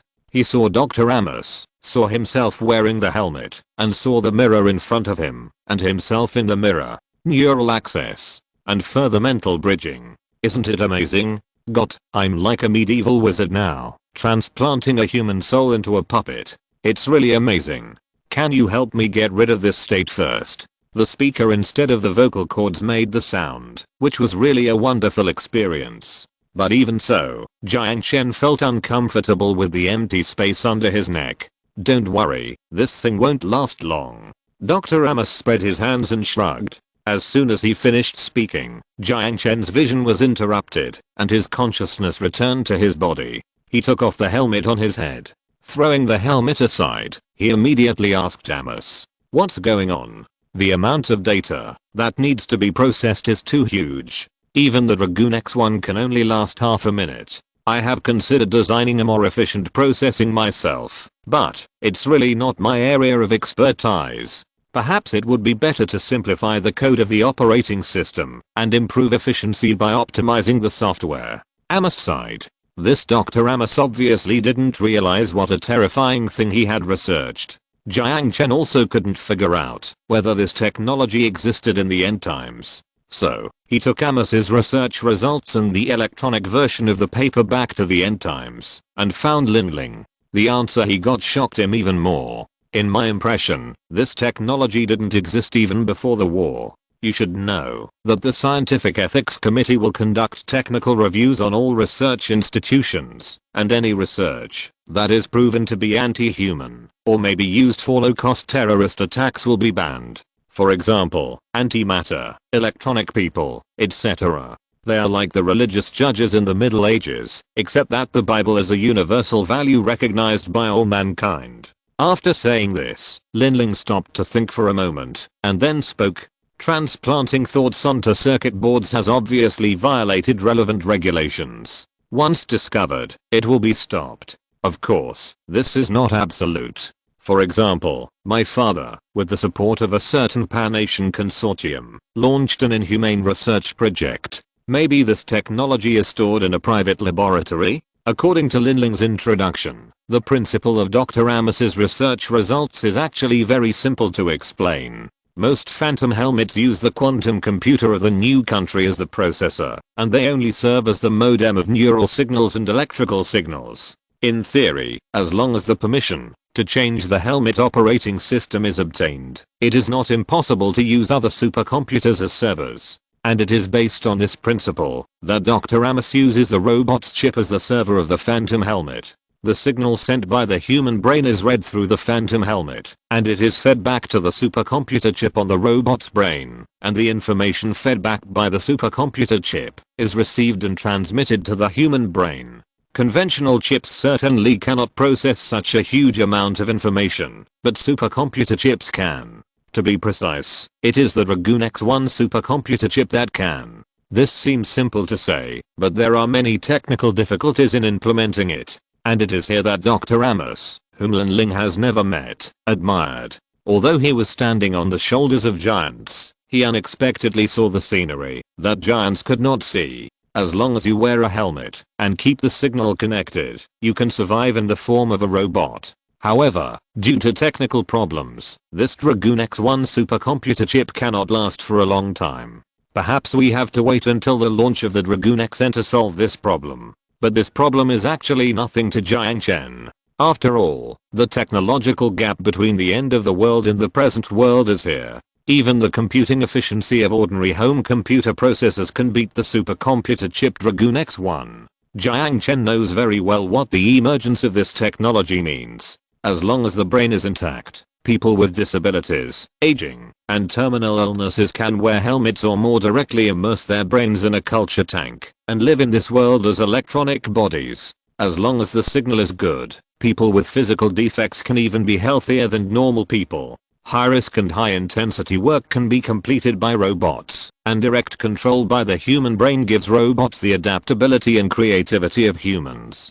Compared with robots that are only good at repetitive operations, this kind of robot that connects thinking with circuit boards will have a wider range of application prospects. Not only in the civilian field, but also in war. Imagine that it is not the flesh and blood paratroopers that fall from the sky, but robot warriors controlled by helmet players. They are not afraid of bullets, or even death itself, and they rush around on the battlefield full of gunfire. Of course, perhaps an imp or wide area electromagnetic shielding can make them stranded, and electronic warfare is also their weakness. Perhaps this is one of the reasons why flesh and blood soldiers have not been replaced by drones until the Third World War. Of course, this technology is still in its infancy, and there is still a long way to go before people can control the movements of robots like moving their own bodies. And this road may not even be shorter than the warp engine that Jiang Lin has not yet figured out. After returning to the present world, Jiang Chen found Dr. Amos again and handed him 10 chips wrapped in a metal box. After taking the chips, Amos looked at Jiang Chen in confusion. What is this? A chip that is stronger than the Dragoon X1 in all aspects, and it is still in the experimental stage. Jiang Chen said casually. Experimental stage. Can this thing be used? You will know if it can be used after you try it. One thing I can assure you is that the computing efficiency of this chip is at least 10 times that of the Dragoon X1. After all, it is a chip for reptile robots. Whether in terms of chip manufacturing process or design, it is at least 10 generations higher than the graphene chip in the early 21st century. Amos looked at Jiang Chen in shock and couldn't help but sigh. God, how many good things do you have? I don't know how many good things God has, but I have a lot of good things. Do you want to know where this chip came from? Jiang Chen looked at him with a smile and said. Amos shook his head vigorously. No, I feel that if I knew this secret, I'm afraid I wouldn't even be able to walk out of this basement. A very wise choice. Jiang Chen smiled and didn't continue the topic. Instead, he patted his shoulder. When the chip is used up, just report to me through Jane, and someone will send the chip to you. Work hard. This technology will change the world. Chapter 696 Christmas Eve and Vodka. Fortunately, Jiang Chen went out for a while, and Aisha finished the Christmas decorations before Christmas Eve. If he was left to mess around, it might not be finished until tomorrow morning. In the evening, Natasha and Sun Jiao came to Jiang Chen's house at the same time. My parents don't celebrate Christmas. So, well, it happens that the company is on holiday today, and I have nothing to do, so I came. Standing at the door, Sun Jiao said embarrassedly with the gift in her hand. Don't look at me like that. I don't have a bug on me. If you don't believe it, search it yourself. Facing Aisha, who did not hide the vigilance in her eyes, Natasha raised her eyebrows and said. Because of the visit of the two girls, the empty villa also became more lively. Usually, there are only Aisha and Jiang Chen in the villa, and the two of them happen to be the kind of people who are not very lively, so this huge villa is usually very quiet. Although Sun Jiao is not as serious as she is at work in her daily life, she doesn't talk much either. Fortunately, Natasha was here. She had a carefree personality. Although she didn't get along well with Aisha, she was generally a nice person. On the table was a roasted turkey, fruit cakes decorated with strawberries and mangoes, almond cakes, apple pie, cranberry sauce. Just looking at them made people salivate. The four people sat around the table, eating and chatting. Halfway through the turkey, Natasha suddenly turned her eyes and ran into the kitchen, as if she remembered something. A moment later, she ran back to the table with a bottle of wine. Seeing the bottle, Jiang Chen's eyebrows twitched painfully. Diva vodka, depending on the luxury of the packaging, the year, the place of origin and other factors, has a price between $100,000 and $1 million US. It is known as the most attractive vodka in the world. The brewing process of this wine is also very cool. It is first filtered with ice, then filtered with Nordic birch charcoal, and finally filtered again through a sand layer mixed with gemstones and semi-precious stones. It is called triple distillation. From the glittering Swarovski crystal one standing in the middle of the bottle, it can be seen that this bottle is obviously worth $1 million.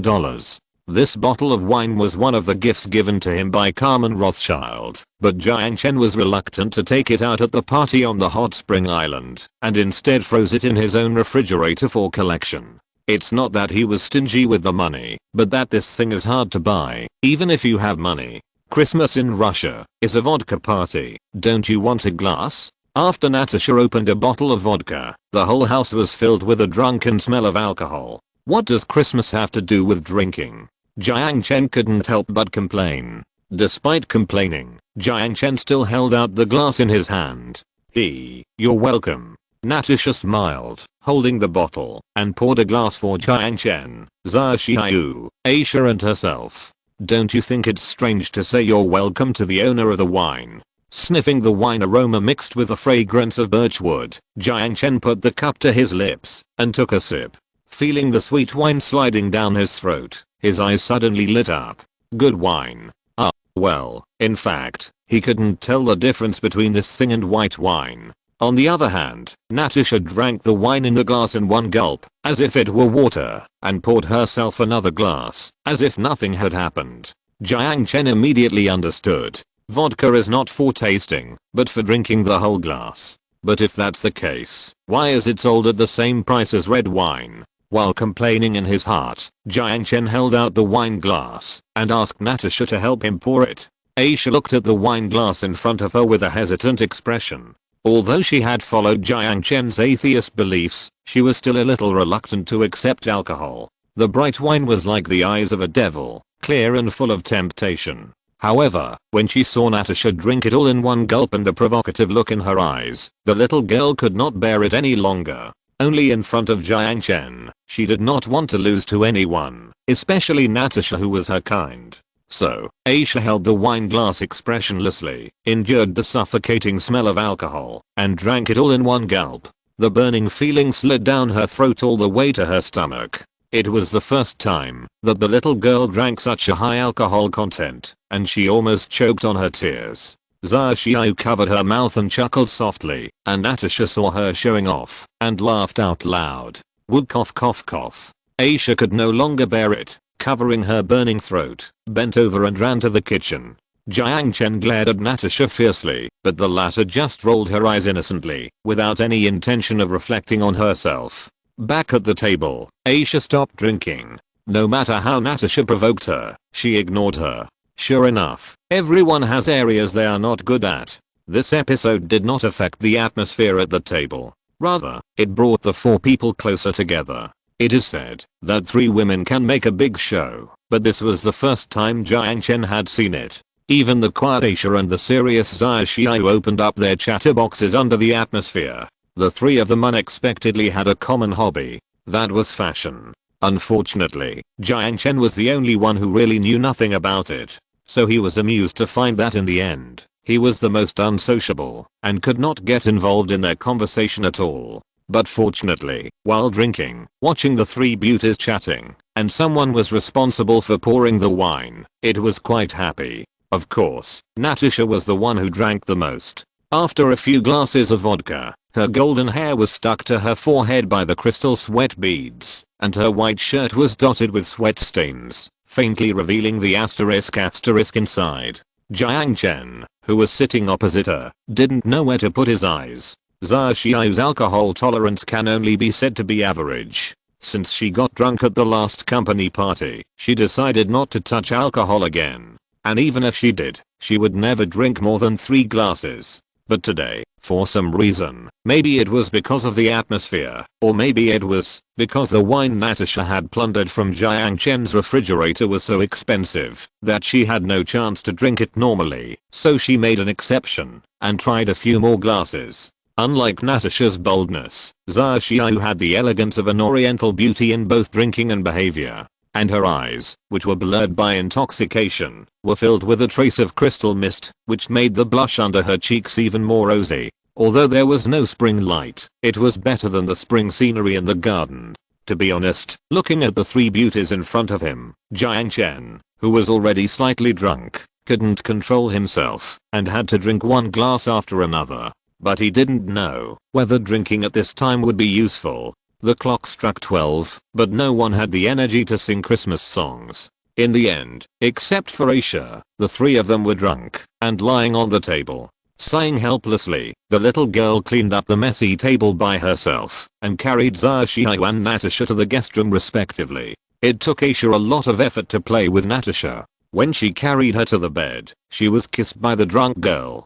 The shy girl blushed immediately. She threw Natasha on the bed angrily, covered her with a towel blanket, and ran out of the room. It was Jiang Chen's turn. Aisha carried him on her shoulders gently, feeling the warmth from behind, and the breath tickling her ears. Her face was flushed, even hotter than after drinking alcohol. She carried Jiang Chen upstairs. She did not go to the bedroom, but went straight into the bathroom at the end of the corridor. Chapter 697. 8 billion Christmas gift. While Jiang Chen and the girls were getting drunk, the sun was shining brightly on Wall Street on the other side of the earth. Investors gathered in the New York Stock Exchange, and many of them had excited smiles on their faces. Needless to say, these jubilant people had received gifts from Santa Claus in advance. They bought shares of Gaox and Dinshu. To put it another way, that A-share investors can understand. That is, the new listing was successful. Although the stock market can be viewed live on mobile phones, these lucky people still want to experience this exciting moment in person. Finally, under the eager anticipation of investors, the trademark and name of Gaox and Dinshu appeared on the big screen, announcing its listing. Operated by the Boston Consortium, Gaox and Dinshu's road to listing was much smoother than expected. With a total market value of 7.14 billion, Gaox and Dinshu issued 50 million shares at a unit price of $20 per share, with a circulating market value of $1 billion, accounting for 14% of the total share capital. At the moment of opening, the trading volume was unexpectedly absent for 1 second. The listing price went up all the way, and the stock price directly reversed 2 points to $20.40, and then a large area of transactions appeared. After a short period of shock adjustment, the uncontrollable stock price began to soar upward, which made countless investors excited and climaxed directly. With more than $400 million in Saudi freshwater supply orders each year, and ongoing freshwater supply negotiations with the UAE, it is difficult for Gaox and Dinshu's stock price to fall under the impetus of so many favorable factors. Because on Christmas Eve, the New York Stock Exchange closed 3 hours in advance at 1 p.m. Eastern Time. When investors walked out of the stock exchange building with reluctance, Gaox and Dinshu's stock price was fixed at $23.40. The 17% increase on the first day of issuance can definitely be called a miracle in the history of US stocks. It must be mentioned here that no matter the color of the rise and fall or anything else, the A-shares, which are regulated first in the world, are opposite to the international market. Except for the A-share market, it is a death wish to buy new stocks in any market, which is particularly evident on Nasdaq. Think about Citix Blackstone back then, think about Alibaba back then, and think about the past few years. If you bought Facebook, Zynga and Gruppen when they went public, you might have lost everything in the first 2 years. It is no surprise that the market value has exceeded $6 billion, and it has already broken through the $8 billion mark and is heading towards $9 billion. In other words, when Asia was bathing and changing clothes for Jiang Chen, his assets had skyrocketed by more than $6 billion. It was not until he woke up from the gentle country in the morning and turned on his phone that Jiang Chen learned of this fact. Even though his assets exceeded 100 billion, his eyebrows still jumped a few times. No wonder so many Chinese companies are trying their best to go public on Wall Street. The speed of making money is simply too terrifying. After Christmas, it will be New Year's Day in another month and a half, and the festive atmosphere on the street has not diminished at all. Many shops choose to keep their Christmas decorations until 2 days before New Year's Eve, and then change them to blessing characters and spring couplets. This landscape is also a major feature of Singapore. It shows the cultural tolerance of this country. After Christmas, Singapore has another wave of immigration. For this island with a booming economy, immigration is nothing new. The Chinese cultural circle and the relaxed political system are particularly attractive to Chinese people. As of December, the population of New Zealand has exceeded 150,000 and is moving towards 200,000. Walking on the streets of Koro Island, it is really impossible to associate it with the small fishing village 2 years ago. But what surprised Jiang Chen was that the source of this wave of immigration was not China, but Europe. And among these immigrants, most were Germans. He was busy some time ago, so he didn't pay much attention to international news. It seems that something extraordinary has happened in a place he doesn't know. After calling Zilei, who was studying in Munich, and confirming the safety of the brother and sister, Jiang Chen also asked about the situation in Germany. According to Zilei, since the attack last year, the saints finally woke up from their dreams. After that, Germany experienced a series of events such as early elections, Merkel stepped down, and the new alternative party came to power. In November, the European Consortium announced the establishment of a refugee relief fund, claiming that it would properly resettle refugees and build hundreds of refugee camps in the forests south of Alta, the northernmost region of Norway, on the border with Finland. Of course, Norway and Finland will receive a sum of money as compensation every year, which will be paid by the relief fund. The refugee reception was not as smooth as expected. No one wanted to be sent to the cold forest. They would rather stay on the street. At least it was warmer on the street. Under the instigation of extremists lurking among the refugees, the whole of Europe was in chaos. Protests, marches, resistance, and suppression by the European Union. The only difference is that this time the EU was extremely united and rarely twisted into a rope on the same issue. After hearing the news, Jiang Chen just shook his head. Driving away the wealthy Jews and bringing in dangerous terrorists, the head of state would probably be so angry that he would be resurrected and die of anger if he knew about it. Fortunately, standing at the crossroads of history, Rothschild made another move. This reminded him of the last time he held a party on the hot spring island. Carmen Rothschild was absent because of something and only asked the butler to send a gift to express his apology. It can be seen that he did do something. However, even if he knew this, Jiang Chen was not interested in worrying about the riots on the other side of the earth for the time being. The minerals of the BHP group are all overseas. No matter how chaotic Europe is, the cooperation with future mining will not be affected. And from the perspective of interests alone, this wave of immigration is still very beneficial to the new country. Especially the immigrants from Germany, most of them are generally well educated, filling the new country's needs for teachers, doctors, senior workers, etc. The only trouble is that the influx of a large number of immigrants and tourists has caused the Pandu Islands, which were originally small, to become more and more crowded. Although the urbanization construction in the past 2 years has improved the problem of tight residential land, with the continuous influx of immigrants, how to create more high-density residential areas without sacrificing ecological landscape has become a headache for urban construction agencies. At present, under the instruction of Jiang Chen, the presidential office has temporarily tightened the immigration policy. Zhang Yaping stood in front of the media and promised those who submitted immigration applications that after the completion of Penglai City, the immigration policy and the number of labor visas issued will be relaxed as appropriate. Chapter 698. The hook is straight and the bait is salty. Jiang Chen has never been a person who favors one over the other. At most, he is a little shameless. He has always believed so. He spent a happy Christmas Eve and Christmas with Aisha. On Christmas Eve, he returned to the end of the world with the fruit pudding and turkey made by Aisha. Even though he had unimaginable wealth, he never forgot this villa. His subordinates had advised him more than once whether to demolish the villa and renovate it. After all, this building had been bathed in a nuclear explosion. Even if the radioactive dust had been cleaned up, the cracks on the wall were still difficult to cover up.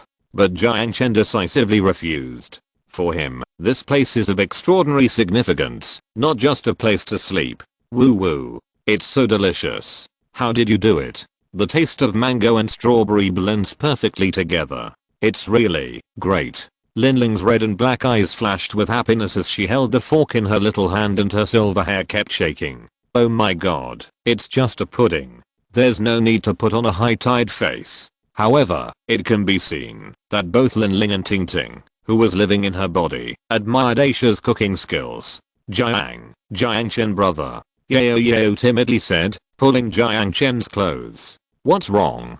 Jiang Chen smiled and looked at Yao and asked, that girl named Aisha, does she cook better than me? Yao asked a difficult question, just like the question that girls always like to ask, who is prettier, me or her? Whose cooking skills are better? In Jiang Chen's opinion, they can only say that they have their own merits. However, he certainly won't say such a stupid truth. Of course it's Yao. Jiang Chen freed his hands and rubbed the little girl's head with a smile. Yao is the most delicious. Unlike what Jiang Chen expected, Yao did not show a happy smile, but blushed. Although the happy look can still be seen from those big eyes, Jiang Chen always feels that something is wrong. Sun Jiao was still smiling, and she used a fork to elegantly put the pudding into her equally tender lips. Sister, a very strong opponent has appeared. Yeah.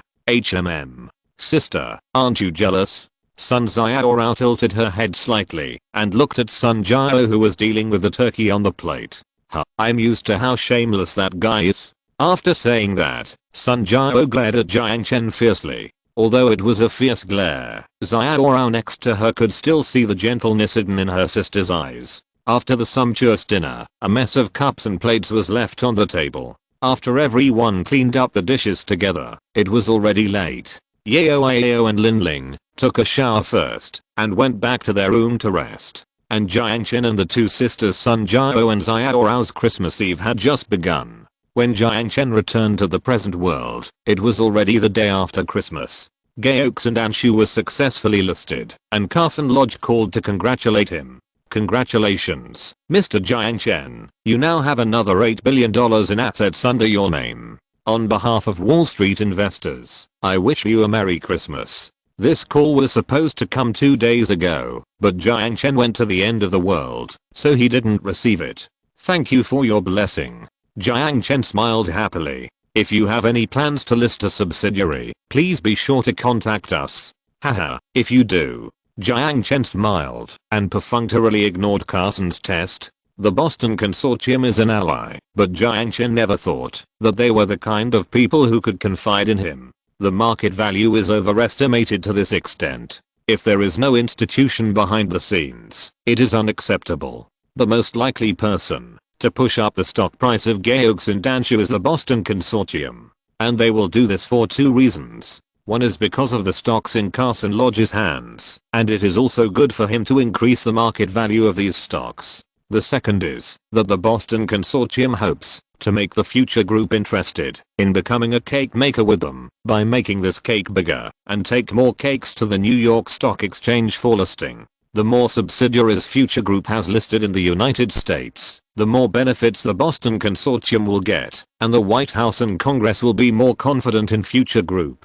However, Carson's expectations were doomed to fail. The listing of the subsidiary made future group taste the sweetness, but it was not enough to make Jiang Chen faint. It must be admitted that the one-time income from the listing is indeed very tempting. In 1 second, he can earn the money that can be earned in 20 years. However, Jiang Chen never expected to make money from this. The listing of Gaox and Anshu is just the right choice after weighing the pros and cons. After all, Somalia is next to the Gulf of Aden, and Xinjiang trade does not have the diplomatic influence of overseas garrisons for the time being. There is no need for that.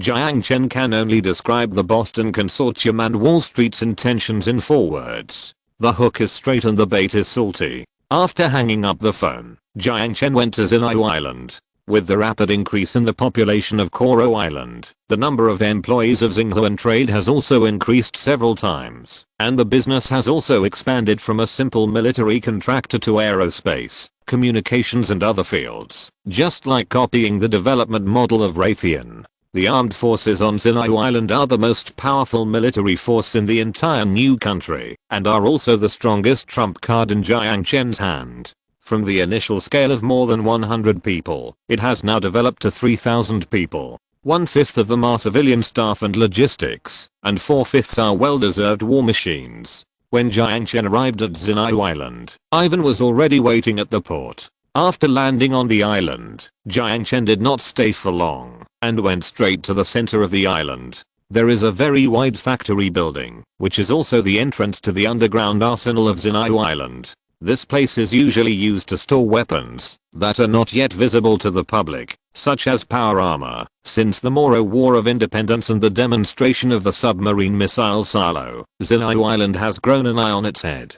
Jiang Chen simply collected the terrain data of Xinjiang Island and reported it to the architects of the end of the world as their professional ability test questions, designed a transformation plan, and then mobilized engineering robots to widen the underground arsenal. According to the specifications of the temporary shelter, Jiang Chen not only moved the new equipment training ground underground, but also built an L-shaped submarine port underground that can be entered by submarines. The waters near Sun Island are shallow, but fortunately there is a submarine fault leading to the deep sea. On the side wall of this fault, an amphibious engineering robot opened an exit for small and medium-sized submarines such as the water drop to enter and exit. This project took 5 months and was completed around October this year.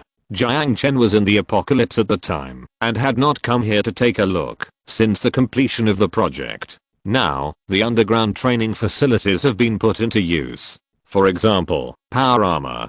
Chapter 699 Level 4 Alert. The boss has a lot of secrets. The longer Ivan follows Jiang Chen, the more he feels this way. But being able to sit in this position now has proved that he is a smart man. This smartness does not mean being clever or cunning, but being capable, and most importantly knowing what he should and should not do. Really smart people often don't ask too many questions. In the training ground, isolated by bulletproof glass, the big guy in steel armor performed a series of tactical actions according to the instructions of the experimenter, including ejecting heat-seeking flares, emergency jet evasion, ejecting the revolver barrel to shoot at targets, and so on. Those who are qualified to serve as power armor drivers are the elite in starring trade, and they need to go through a strict assessment procedure for both loyalty and combat effectiveness. When Jiang Chen saw the power armor in the training ground tearing apart a Hummer with his bare hands, he nodded with satisfaction. It's just a war machine. No matter how many times you see it, the combat effectiveness of this T3 is so shocking. Ivan exclaimed beside him. It's a war machine. Jiang Chen narrowed his eyes and said with a smile as he watched the power armor use its front armor to block an RPG shot from the front. High mobility, high defense, and the ability to pass through nuclear radiation areas. In infantry combat, such individual armor has almost no rivals. How many people in the army have received power armor training? A total of 20 people. Not enough. Jiang Chen shook his head. We need to maintain a staff of at least 100 people. Go and prepare and transfer 80 people from other staff to receive power armor operation training. But there are only 5 armors on Crescent Island now, and even in normal training, they are used in rotation. If we expand the staff, we will have no equipment to use. Ivan said with difficulty. It doesn't matter, I will send someone to deliver 100 tomorrow. Jiang Chen said lightly 100. Isn't the production of that thing very low? Ivan said in shock. When he first started training with power armor, he had applied to Jiang Chen, hoping to get a few more power armors to the army. It is too troublesome for 4 people to take turns wearing one piece of equipment for training. However, the application for equipment was rejected by Jiang Chen because the output of armor was too low. But now, Jiang Chen waved his hand and promised to transfer 100 units. How could Ivan not be shocked? Isn't the output of this thing very low? The output will change. It has increased now. Jiang Chen smiled. In the end of the world, after completing the Hangcheng strategy plan, next trade route to the hinterland of the mainland was further opened. With the increase in labor and material input, the production capacity naturally increased. The monthly output of power armor was only 5 to 10 units, but now it has increased to about 30 units. As the situation stabilizes, NAC does not need so many power armors for the time being, but the number of arms orders has not decreased. Naturally, this batch of extra arms was transported to the present world by Jiang Chen. When Jiang Chen was about to leave, Ivan suddenly asked, "Are there any plans for military operations again?" "No, what's wrong?" Jiang Chen turned around and asked. "No, I saw you expanding your army and thought you were preparing for war again." Ivan smiled. "Just in case of emergency." Before he finished speaking, an alarm suddenly sounded in the barracks. The soldiers on duty ran out of the barracks, wearing their exoskeleton equipment, and gathered in the open space. Jiang Chen looked at Ivan inquiringly. Looking in the direction of the alarm, Ivan's eyes became sharp and he said, "Level 4 alarm, I'll go see what happened." Even though it was the lowest level of alarm, he still showed no carelessness. "I'll go too." It happened that there was nothing to do, so Jiang Chen followed Ivan and walked towards the open space. The alarm did not disrupt the order of the camp. Except for the 20 soldiers gathered in the open space, the others were still doing what they had to do. Only the first level alarm, which symbolized war, would mobilize all combat units in the camp. The fourth level alarm was nothing more than the radar detecting the smuggling ship, or finding someone calling for help in the controlled waters. Only the quick response team on duty would be mobilized. Following Ivan into the command room, the chief of staff had already come up and briefly reported the situation. A distress signal from a civilian ship was received in the high seas 300 nautical miles north of Crescent Island, but it was soon interrupted. There were no storms or other meteorological disasters in the target sea area, and the target was suspected of encountering pirates. The Rapid Response Force is ready. The Aurora 20 has taken off to the target sea area, and the Black Hawk helicopter will take off in 2 minutes. Life signal? Weak. The Chief of Staff said solemnly. Luxurious and comfortable. This is the Royal Caribbean cruise ship. The $10,000 ticket departs from Sri Lanka, crosses the Bay of Bengal, drifts through the Strait of Malacca, stops in Kuala Lumpur and Singapore, and finally sails to Wanghai City. The passengers on the ship are all wealthy businessmen, celebrities, and elites from all walks of life. After all, those who can afford a $10,000 ticket must be middle class. In the corner of this cruise ship, 2 men sat at the beach table. Judging from the arrogant look, the man in a suit and leather shoes seemed to have a good status, and there were 2 bodyguards wearing sunglasses standing behind him. The man sitting opposite him was a little strange, not because he didn't have a bodyguard, but because of the peaked cap on his head. No matter from which angle you look at it, this cap is very annoying. The man in the suit frowned, and thought so in his heart. Mr. ZHU Shianao, thank you for coming to the appointment. I'm Yoshihiro Tanaka. Here is my business card. Tanaka handed over the business card with a smile. ZHU Shianao did not take the business card in his hand, but just winked at the bodyguard behind him, and the bodyguard took the business card. Everyone who knows me knows that I hate to talk about business during breaks. ZHU Shianao leaned back in the chair, and his right leg slowly lifted up on his left knee. But I'm very interested in your proposal. But I'm very curious, can you eat 10 tons of salt? The salt he mentioned, of course, did not refer to edible salt. It was a hallucinogen with the ingredient methcathinone, and its scientific name was bath salt. Please rest assured about this, Mr. ZHU. Yoshihiro Tanaka smiled. We have just received a donation recently, and the funds on hand are still sufficient. ZHU Shianao glanced at the Japanese, and then habitually glanced around. He was not interested in what the donation Yoshihiro Tanaka mentioned was, nor was he interested in knowing where he was going to sell the drugs. Of course, if it was shipped to Tokyo, he would consider giving him a discount. The rule is that you pay for the goods. You decide the place of transaction, but it must be at the border of Ethiopia. ZHU Shianao leaned back in his chair, rubbing the ring on his thumb with his index finger. The main component of bath salt is MDPV, and this chemical substance mainly comes from Arabic tea. Ethiopia is one of its main production areas. No problem. 10 tons of salt. How much are you going to offer, Mr. ZHU? Tanaka Yoshihiro nodded with a smile. 3 million yen. ZHU Shianao sneered. From Tanaka's embarrassed expression, he knew that the other party couldn't afford it. I thought he was doing some big business, but he turned out to be a poor guy. The buyer had no money, so the business was naturally over. ZHU Shianao stood up and prepared to leave. If it was somewhere else, he might have wasted 2 fingers on the person who wasted his time, but on this cruise ship, he didn't want to make trouble. Can't it be cheaper? Tanaka didn't stand up, but just tried to keep him. How much can you afford? ZHU Shianao stopped and looked at him, smiling. 5 million yen. No negotiation. That's a pity. Tanaka shook his head, but the smiling expression on his face remained unchanged. It seems that I have to get it myself. As he said this, his fingers rested on the brim of his hat.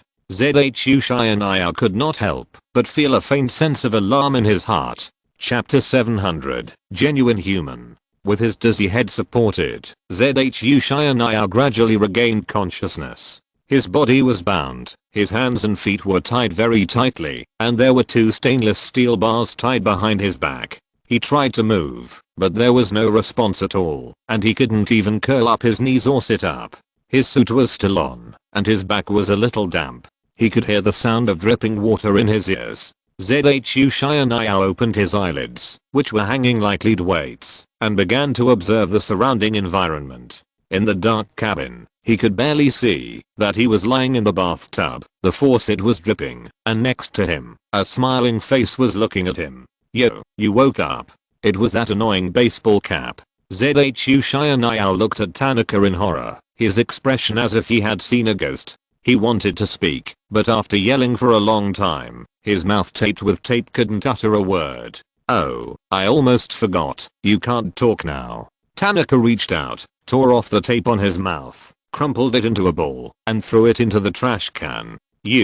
Are you a human or a ghost? Impossible, the heartbeat and pulse are gone. How can he still be alive? Zhu Xianyao thought frantically in his heart. Hearing Zhu Xianyao's question, Tanaka was obviously stunned for a moment, and then burst into laughter. "Real human beings, you and I are." Spreading his hands, he sat up straight and leaned forward slightly, approaching the edge of the bathtub, looking at the eyes full of fear in the dark, and said with a smile, "Mr. Zhu, can you please cooperate with me?" After the initial panic, Zhu Xianyao has calmed down. From the Golden Crescent to the Gulf of Aden, as an overseas Chinese who has traveled around West Asia for many years, he is no ordinary person. At this moment, his mind is turning quickly, analyzing whether the man in front of him is a killer hired by his enemies or a kidnapper looking for money. If it was the former, this little devil wouldn't have said so much nonsense. If it was the latter, it should be settled with a little blood.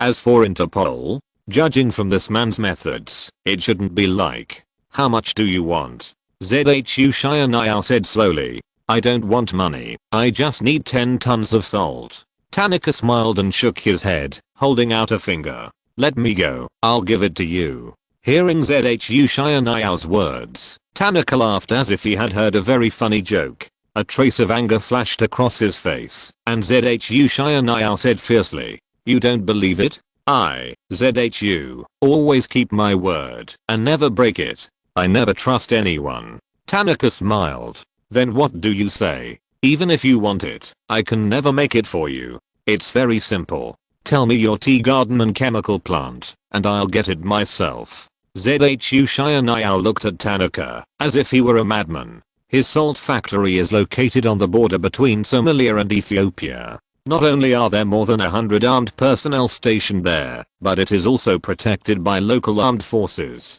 Even the US Marines dared not trespass into his tea garden and drug factory. However, the confidence in Tanaka's eyes made him a little confused. "Why? Mr. Zhu is reluctant?" Tanaka said with a smile. Zhu Xianyao did not speak, hesitating in his heart. Tanaka smiled, did not speak, but reached out and turned on the faucet directly above Zhu Xianyao. Wow, the originally dripping water drops instantly turned into a gushing water column. The water level in the bathtub began to rise, and a trace of panic finally emerged in Zhu Xianyao's originally calm pupils. Especially when the cold touch came from his ears, the calmness on his face completely collapsed. I said, turn off the water." Zhu Xianyao screamed, desperately raising his chin too high and looking at the bright water surface with his peripheral vision. The gushing water column stopped and turned into the slowly falling water drops again. Tanaka looked at him with a smile. "You can start now." The dripping sound of water was like a stopwatch, beating a frightening rhythm. "Damn, if you want to die, I'll grant your wish." A sharp light flashed in Zhu Xianyao's eyes. "If I tell you, will you let me go?" Tanaka reached out to turn on the tap. No, I say. The tea plantation is in the mountains south of Kelafu, Ethiopia. Go 10 kilometers south to the disputed border between Ethiopia, and you will reach the area controlled by the local warlord Huda. Just ask Mr. Zhu about the salt factory, and the locals will take you there. I need the exact location. Tanaka took a tablet from the table next to him and placed it in front of Zhu Xianyao. Then he took a stylus and stuffed it into his mouth. "Point out the location." Biting the stylus like a toothpick, Zhu Xianyao tried to raise his head, clicked 2 points on the enlarged map, and then spit out the pen. Looking at Tanaka, he said bitterly, "I've told you the location. Can you let him go now?" After being a tyrant for so many years, he has never been so embarrassed. ZHU Xianniao has made up his mind that, if he escapes from this man, he will catch this guy and torture him in the most cruel way, making him regret living in this world. But he still doesn't understand why a person whose heartbeat and pulse have stopped suddenly comes back to life. "When did I say I would let you go?" Tanaka said with a smile. You lied to me." ZHU Xianniao widened his eyes and looked at Tanaka in horror. "Mr. ZHU, please go with peace of mind. Your salt factory will flourish in my hands." After saying that, Tanaka stood up and turned the faucet to the maximum. "Wow, no. I beg you. Don't kill me. I have a deposit of $200 million in a Swiss bank. I will give it all to you. If I die, you won't get a penny of this money." The voice echoed in the empty cabin, but Tanaka showed no sign of turning back. It was as if ZHU Xianniao was not shouting for $200 million, but just 200 million sheets of toilet paper. As he shouted desperately, the door of the cabin was heavily closed. ZHU Xianniao raised his chin desperately, trying to keep the water from covering his face, but his tilted nose made the water flow back into his nostrils, choking him and almost suffocating him. The water covered his mouth and he could no longer shout. The water level was up to his nose, and he could no longer breathe. He struggled desperately, trying to sit up from the bathtub, but the rope was too tight, and the steel bar behind him completely locked him to the bottom of the bathtub. No matter how he twisted like an earthworm, he could not lift his head out of the water. His consciousness gradually faded, and he no longer had the strength to struggle, and fell powerlessly into the water. Faintly, he heard gunshots, explosions, and the sound of something being knocked open outside the cabin, but he no longer had the energy to distinguish what it was. End of this chapter. Thank you very much for reaching the end. Don't forget to like. Looking for more exclusive content and immediate access? Subscribe to our Patreon. Remember, every like, subscription, or donation encourages us to continue. Thanks to everyone. See you in the next video.